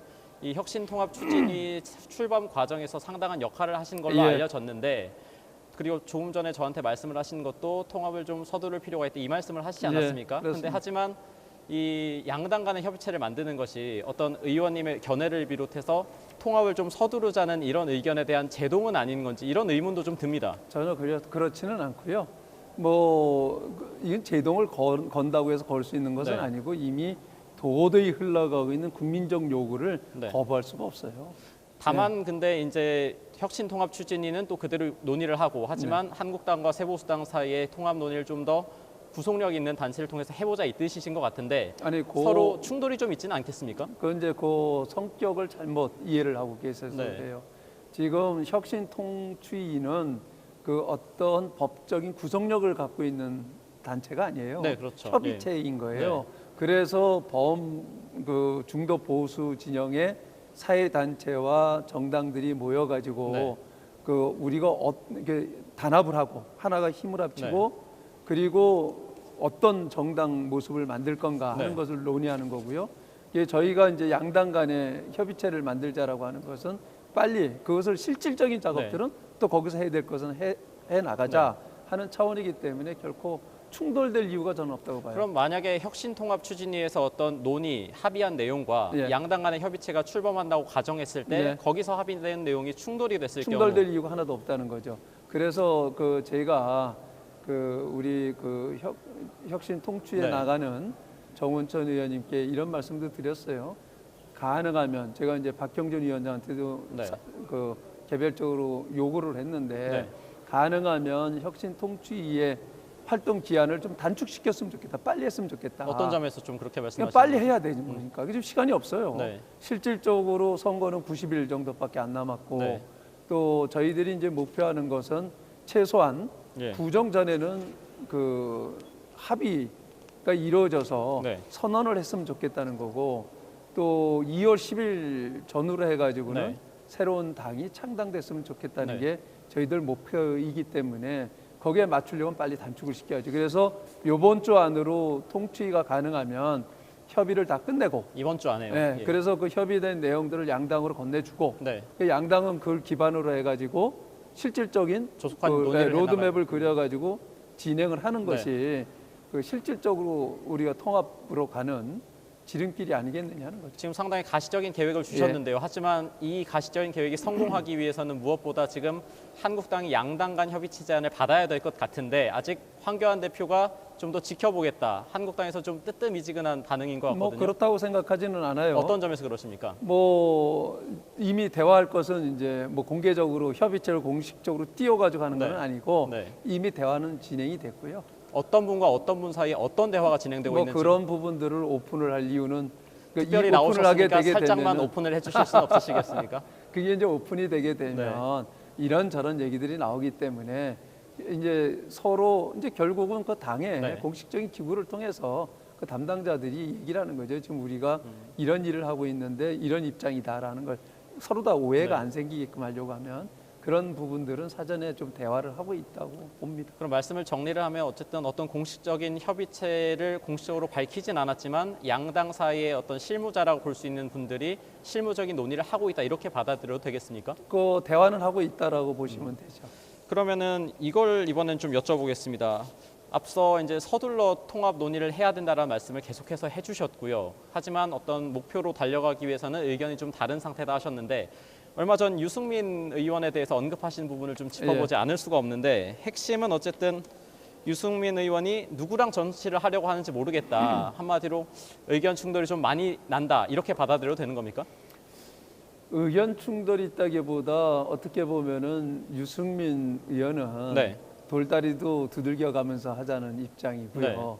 그리고 저는 그 기본 원칙에 대해서 동의를 하면 일단은 그 안에서 그 동의하지 않은 사람들은 우리가 뭐 안 들어오잖아요. 지금 안 들어오지도 않고 저희들이 받지도 않으니까 그 안에서 녹여가면서 하자. 결국 완벽하게 다 준비를 해놓고 할 수 시간이 여유가 있다면 그렇게 할 수가 있는데 지금 시간은 정해져 있고 그러니까 이런 부분들을 원칙적인 부분만 확인이 되면 그것이 지켜질 건가 안 지켜질 건가는 추후의 문제잖아요. 누가 그걸 장담을 할 수 있겠어요. 그렇죠. 그렇기 때문에 좀 진행을 그 원칙만 통과가 되면 하자는 게 저희 입장이고 그 차이예요. 그럼 유승민 의원이 좀 양보를 했으면 한다, 양보를 해야 된다 이 말씀 아니십니까? 양보를 하고 안 하고의 문제가 아닌 거죠. 그러니까 서로다가 이제 이건 신뢰의 문제라고 저는 생각을 해요.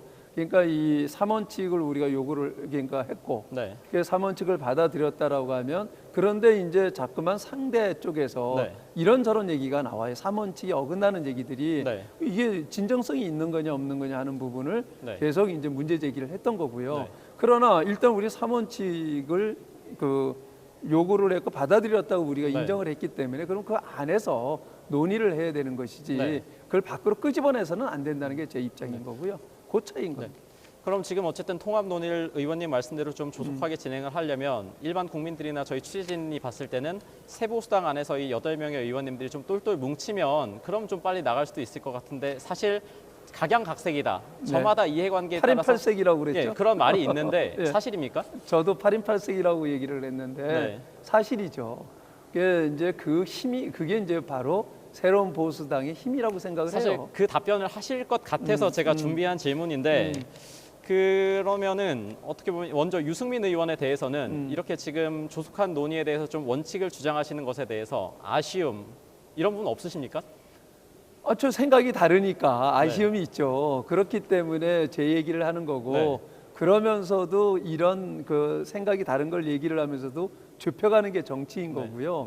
또 그런 과정을 통해서 8명이 하나가 될 때에는 굉장히 강한 힘을 발휘하는 거고 그렇기 때문에 108명의 자유한국당이 우리 8명의 새로운 보수당하고 통합하지 않으면 안 돼. 우리가 명분과 가치를 갖고 있기 때문에 그런 거예요. 사실 예전에는 한국당 황교안 대표가 계속해서 통합을 하자 이렇게 러브콜을 좀 보내는 모습이었는데 어제 하태경 책임대표가 통합 협의체를 만들자 양당 간에 이 모습을 보면 서로 간에 어떤 전세가 좀 역전된 것 아니냐 이런 그렇지 않고요. 이야기 좀 있거든요. 그 이전에 황교안 대표께서 말씀하실 때에 저희들이 분명히 그 3원칙을 제시를 했고요. 네. 그런데 그것에 대해서 흔쾌히 받지를 않으셨어요. 네. 그리고 이제 확인이 안 됐고 말씀은 하셨다고 네. 하는데 공식적인 기구를 통해서 얘기한 적이 없어요. 그런데 이번에는 공식적인 기구를 통해서 했기 때문에 확인이 됐다. 이미 확인이 됐다라고 하면 빨리 그 가속도를 붙여가지고 빨리 하자라고 하는 게 저희 당의 입장인 거죠. 이 얘기도 좀 해봐야 될 것 같습니다. 오늘 한국당에서 공천관리위원장을 발표했습니다. 바로 김형호 전 국회의장인데요. 네, 의원님께서 이제 언론 인터뷰를 하신 거 봤더니 공관위원장은 새보수당과 합의가 되기 전까지 발표하면 안 된다 이런 입장을 말씀하셨는데 그럼 결론적으로 조율이 된 겁니까? 이거는 이제 제가 그 발표하면 안 된다라고 하는 것은 통합신당에서의 공천관리위원장이에요. 그러나 지금 현재 통합을 전제로 논의는 하고 있지만 그 선거는 앞에 있고 선거의 실무적인 행정적 절차를 밟아야 되잖아요. 그렇기 때문에 각 당이 당무 실무는 계속 해나가야 되거든요. 저희 당에도 이 총선 기획단이 만들어져 작업을 하고 있듯이 그렇기 때문에 그런 과정이라고 저는 보고요. 다만 이제 그 통합신당이 만들어지면 협의가 돼야 되는 거죠. 그래서 그 서로 다 협의가 된 그 신설 합당 내에서의 공천관리위원장을 새로 만들어야 되겠죠. 그럼 그 상위 이제 통합신당 단계에서 통합 공천위원장이 다시 나와 있는데 이 말씀으로 제가 그렇습니다. 그럼 이제 뭐 시간이 다 됐으니까 마지막 질문 하나 좀 드려보겠습니다. 일단 자유한국당은 100석이 넘는 정당이고요. 새보수당은 희망을 말씀해 주셨습니다만 그래도 상대적으로 소수 정당입니다. 한국당 입장에서는 새보수당이 좀 내려놓고 양보하고 우리에게 들어와야 통합이 되는 것 아니냐 이런 의견이 분명히 있거든요. 의향이 있으십니까? 들어온다라고 하면은 그런 개념으로 이 통합은 아니고요. 지금 분명한 것은 108명이지만 거긴 조직을 갖고 있는 거고 우리 8명이지만 저희들은 명분과 가치를 갖고 있기 때문에 여기서 아쉬워하는 것 아니겠어요? 서로 다 아쉬운 겁니다. 그렇기 때문에 동등한 입장에서 하는 거죠. 다만 이게 통합이 된 다음에는 저는 서로 108명일 때 108명의 지분을 얘기하고 8명의 지분을 얘기하는 것은 전 잘못됐다. 통합이 되면 하나인 겁니다. 거기에서는 예를 들어서 공천을 할 때에도 동등한 같은 기준의 공천 기준이 있을 거고요. 그 기준 하에서 하면 되기 때문에 서로 그 사전에 그런 어떤 지분이라든가 이런 거 얘기하는 것은 가당치가 않다. 그래서 일단은 통합의 원칙 합의가 됐으면 빨리 그 신설 합당을 하고 그 이후에 공천관리위원회가 만들어지고 그 기준하에서 동등하게 하게 되면 그때는 하나가 되는 거잖아요. 그렇기 때문에 뭐 새로운 보수당이 따로 있고 또 자유한국당이 따로 있을 수가 없는 거죠. 공동의 기준을 갖고 가는 거기 때문에 저는 뭐 잘 진행이 될 거라고 봐요. 네, 지금 뭐 제 옆에 나와 계신 정병국 의원께서 보수통합에 대한 희망적인 말씀을 해주셨는데요. 앞으로 어떻게 또 보수통합이 전개될지 좀 유심히 저희도 지켜보도록 하겠습니다. 오늘 드릴 말씀이 더 많은데 일단 시간 관계상 이 정도로 정리하겠습니다. 새보수당의 최다선 정병국 의원과 함께했습니다. 고맙습니다. 고맙습니다.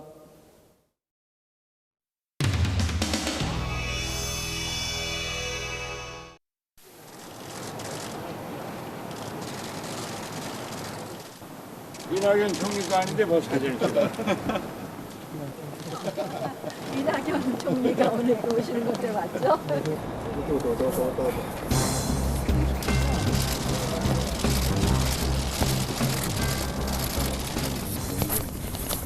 뉴스가 안 되게 해드릴게요. 오늘 뉴스가 안 되게 해드리겠다. 어제 기대하지 마세요.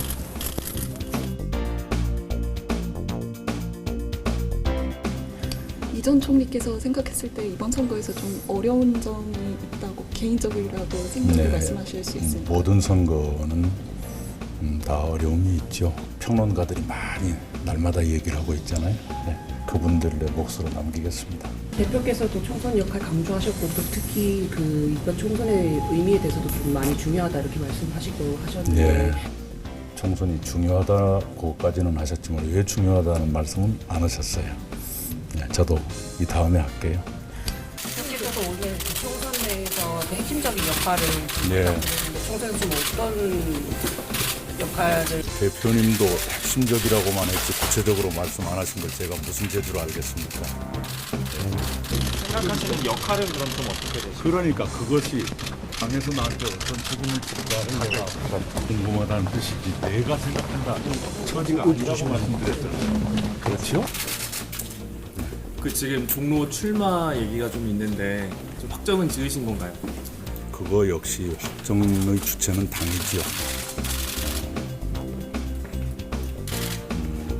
제가 종로로 이사하게 됐다는 건 사실이고요. 그 종로 이사를 결정하게 된 좀 계기가 있으셨나요? 예, 사실은 제가 이런 말씀드리면 또 곡해될 가능성이 있어서 조심스럽지만 제 청년 시절에 제일 많이 산 곳이 종로였습니다. 그래서 여기저기 추억도 많이 있고요. 또 이런 말하면 종로 뭐 확정적 또 이런 제목 나올까 봐서 말을 못 하겠는데 효자동, 부암동, 평창동, 창신동, 신문로 제 청춘의 흔적이 많이 남아있죠. 학교도 종로구에 있었고요. 종로 출마 윤곽이 잡히는 시기가 좀 저희가 언제로 예상하나요? 저도 궁금해요. 다음 달 초쯤에 종로로 입주하실 예정이라고 좀 들었는데 네. 혹시 준비는 잘 돼가시는지. 뭐 이삿짐 센터가 더 많은 일을 하니까요.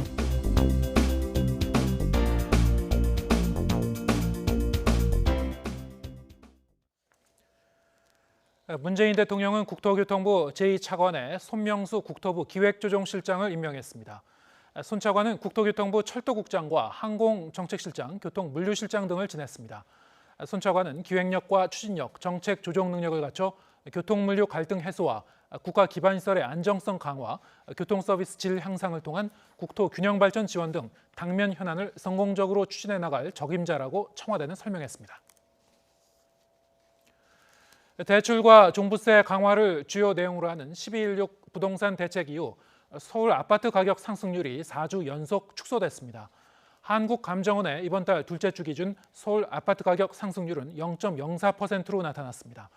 서울 아파트 값은 지난달 16일 기준 0.2%를 나타냈지만 이후 23일에는 0.1%, 30일 0.08%, 이번 달 6일에는 0.07%까지 상승률이 둔화했습니다. 강남 4구의 아파트값 상승률은 0.04%에서 0.01%까지 축소됐는데 특히 서초구는 지난해 6월 세 번째 주 이후 30주 만에 보합으로 전환됐습니다.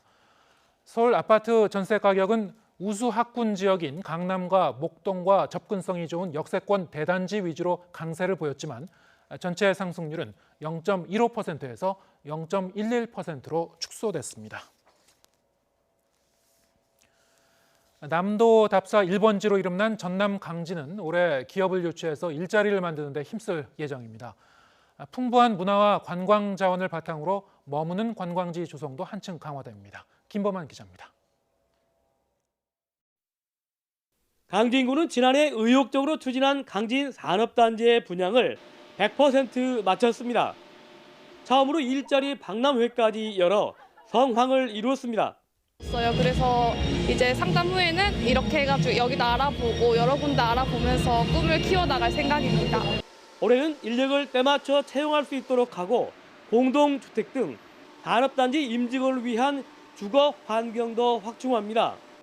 지역 맞춤형 주민 주도형 일자리 창출 사업도 계속합니다. 부가가치가 높은 농림축산수산업도 집중적으로 육성합니다. 우리 화훼 농가들이 많이 활성화되고 활로도 많이 개척되고 해서 우리 농가들에게 큰 좀 보탬이 됐으면 좋겠습니다. 풍부한 문화유산과 관광 자원을 바탕으로 관광객 500만 명의 시대를 열기 위한 노력도 이어집니다.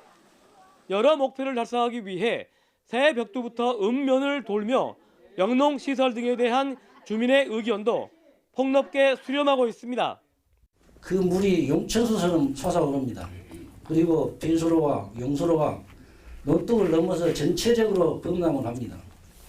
쾌적한 생활환경 조성과 촘촘한 사회 안전망 구축으로 더불어 행복한 복지 공동체 실현도 앞장섭니다. 금년도 역점 시책은 일자리를 만들어서 더 많은 국민들이 안정적인 일자리를 가지고 우리 강진에 정착하도록 하겠습니다. 강진에 여러 가지 문화예술 자원들이 많이 있는데 여기를 관광과 전복을 시켜서 체류형 관광지로 만들어 나가겠습니다. 강진군의 올해 예산은 3,750억 원. 강진군은 군정평가단을 운영하고 스마트 시스템을 구축해 군민이 주인인 열린 행정도 구현해 나갈 예정입니다. YTN 김봉환입니다. 수익률 부풀리기와 불안전 판매 논란이 제기된 라임 자산운용이 지금까지 환매 연기를 발표한 펀드 말고도 추가로 연기한 펀드가 있다는 점을 시인했습니다. 라임운용은 보도자료를 통해 추가로 환매 연기된 사모펀드까지 포함하면 누적된 환매 연기 금액은 모두 1조 6,700억 원 규모라고 밝혔습니다. 이어 환매 연기 문제는 여러 이해 당사자가 힘을 합쳐 해결해야 한다며 라임 판매사 16곳, 증권사 3곳이 참여하는 협의체를 구성하는 방안을 논의하고 있다고 설명했습니다. 트럼프 미국 대통령에 대한 탄핵소추안이 오늘 하원에서 상원으로 넘겨집니다. 이에 따라 다음 주부터 트럼프 대통령의 우크라이나 의혹을 둘러싼 탄핵 심판이 본격적으로 진행될 것으로 보입니다. 보도에 김형근 기자입니다. 낸시 펠로시 하원 의장은 탄핵소추위원단 7명을 발표했습니다. 단장은 애덤 시프 하원 정보위원장과 제럴드 나들러 법사위원장이 맡게 됐습니다. 소추위원들은 상원에서 진행되는 탄핵 심판에서 검사 역할을 맡아 트럼프 대통령 변호인단과 맞붙게 됩니다. The president violated his oath of office, undermined our national security, jeopardized the integrity of our elections. That is what the senators should be looking into. 상원 탄핵 심판은 다음 주에 시작될 것으로 보입니다. 탄핵 심판에서는 상원의원 전원이 배심원으로 참여합니다. 연방 대법원장이 재판장 역할을 맡고 상원 의원들은 유무죄 여부에 대한 의견을 표명하게 됩니다. 트럼프 대통령도 소환돼 자신의 혐의에 대해 변론하는 과정을 거칩니다.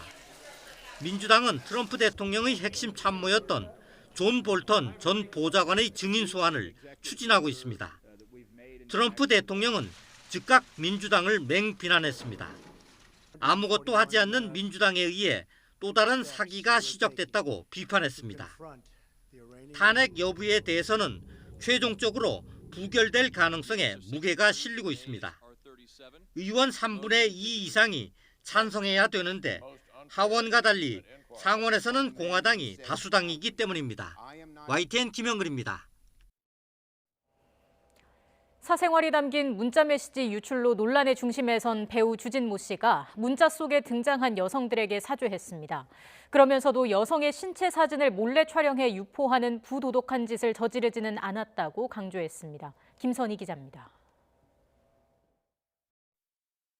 배우 주진모 씨가 최근 문자 메시지 파문과 관련해 피해 여성들에게 사과했습니다.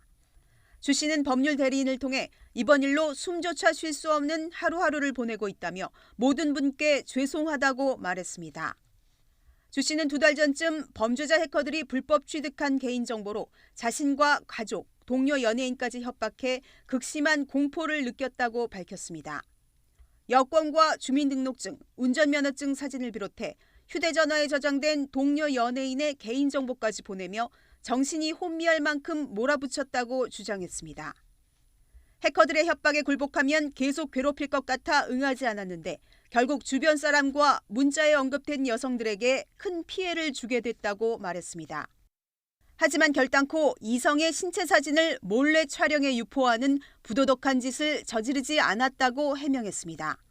법률 대리인 측은 주 씨의 휴대전화를 해킹한 뒤 협박한 범행 주체에 대해 형사 고소했다고 밝혔습니다.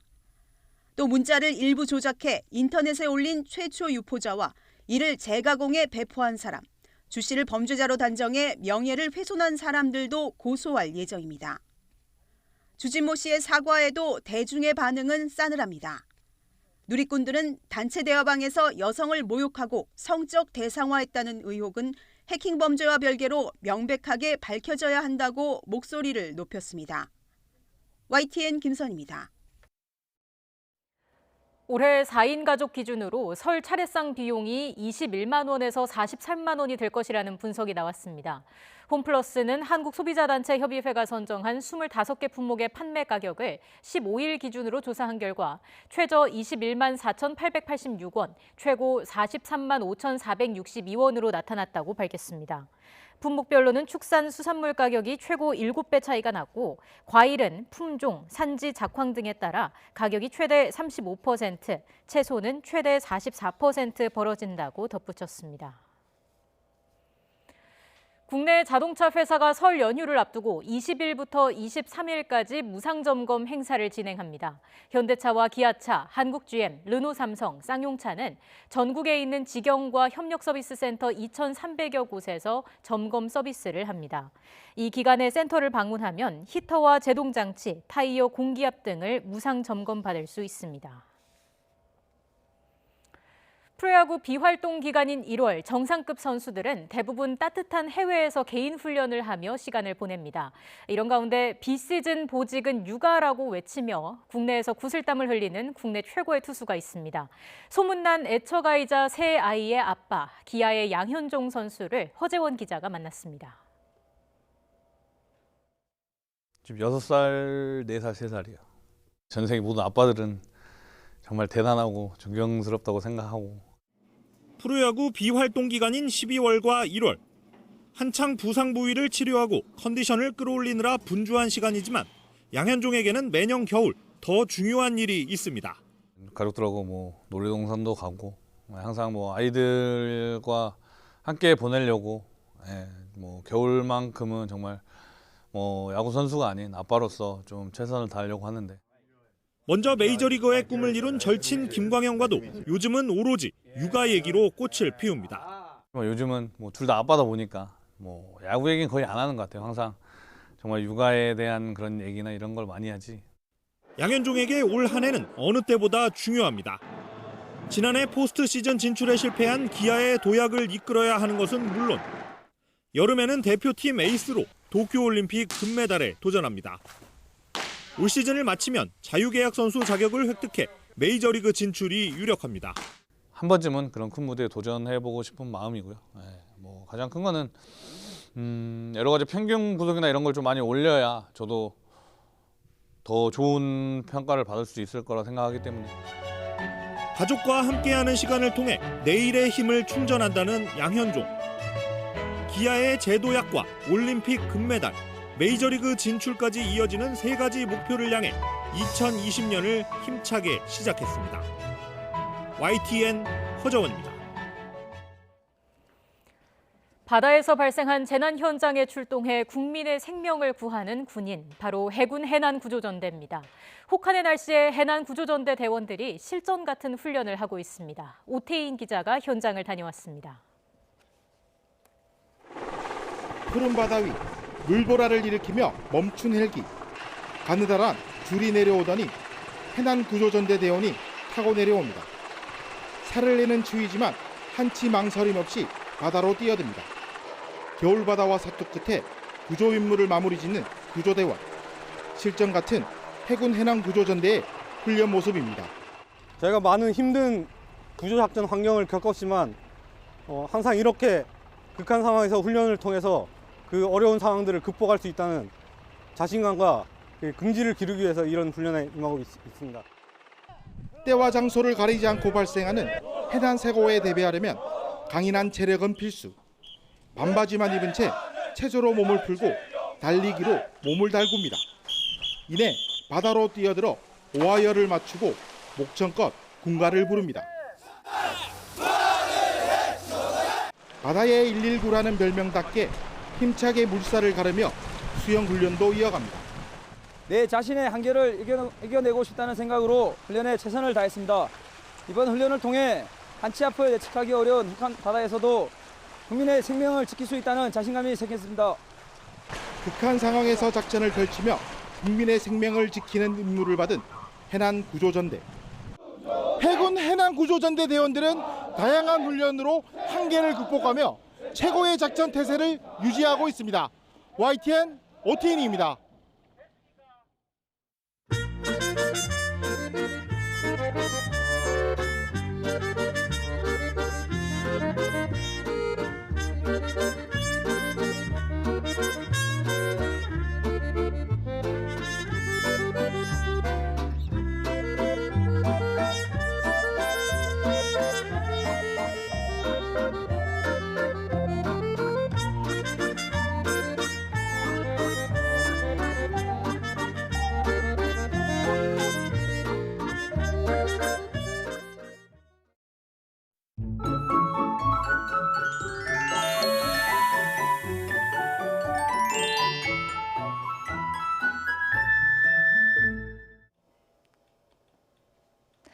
네, 모처럼 찾아온 한겨울다운 추위가 오늘로 벌써 나흘째 이어지고 있습니다.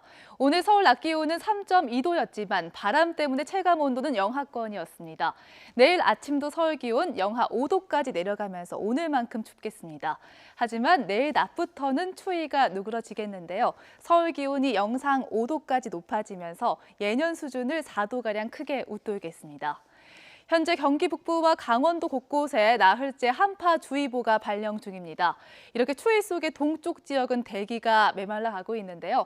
강원도 영동 지역은 건조경보가 내려져 있고요. 영남 지역 곳곳에 건조주의보가 내려져 있습니다. 겨울철 화재 예방에도 유의하시는 게 좋겠습니다. 현재 위성 모습입니다. 전국의 하늘이 대체로 맑고요. 공기질도 깨끗한 편입니다. 내일도 전국의 하늘에 구름만 다소 끼겠고 밤부터 동해안 지역에 비나 눈이 오는 곳이 있겠습니다. 내일 아침 기온은 오늘과 비슷하겠습니다. 서울 기온이 영하 5도, 강릉 0도, 대구 영하 2도가 예상되고요. 낮 기온은 오늘보다 1도에서 2도가량 높겠습니다. 서울 5도, 강릉과 대구, 광주 7도, 부산은 10도까지 오르겠습니다. 이번 주 일요일엔 중서부와 호남 지역에 모처럼 눈다운 눈이 내릴 전망입니다. 날씨 정보였습니다. 네, 오늘 더 뉴스는 여기서 마치겠습니다. 저희는 내일도 진실의 한 발 더 다가가겠습니다. 고맙습니다.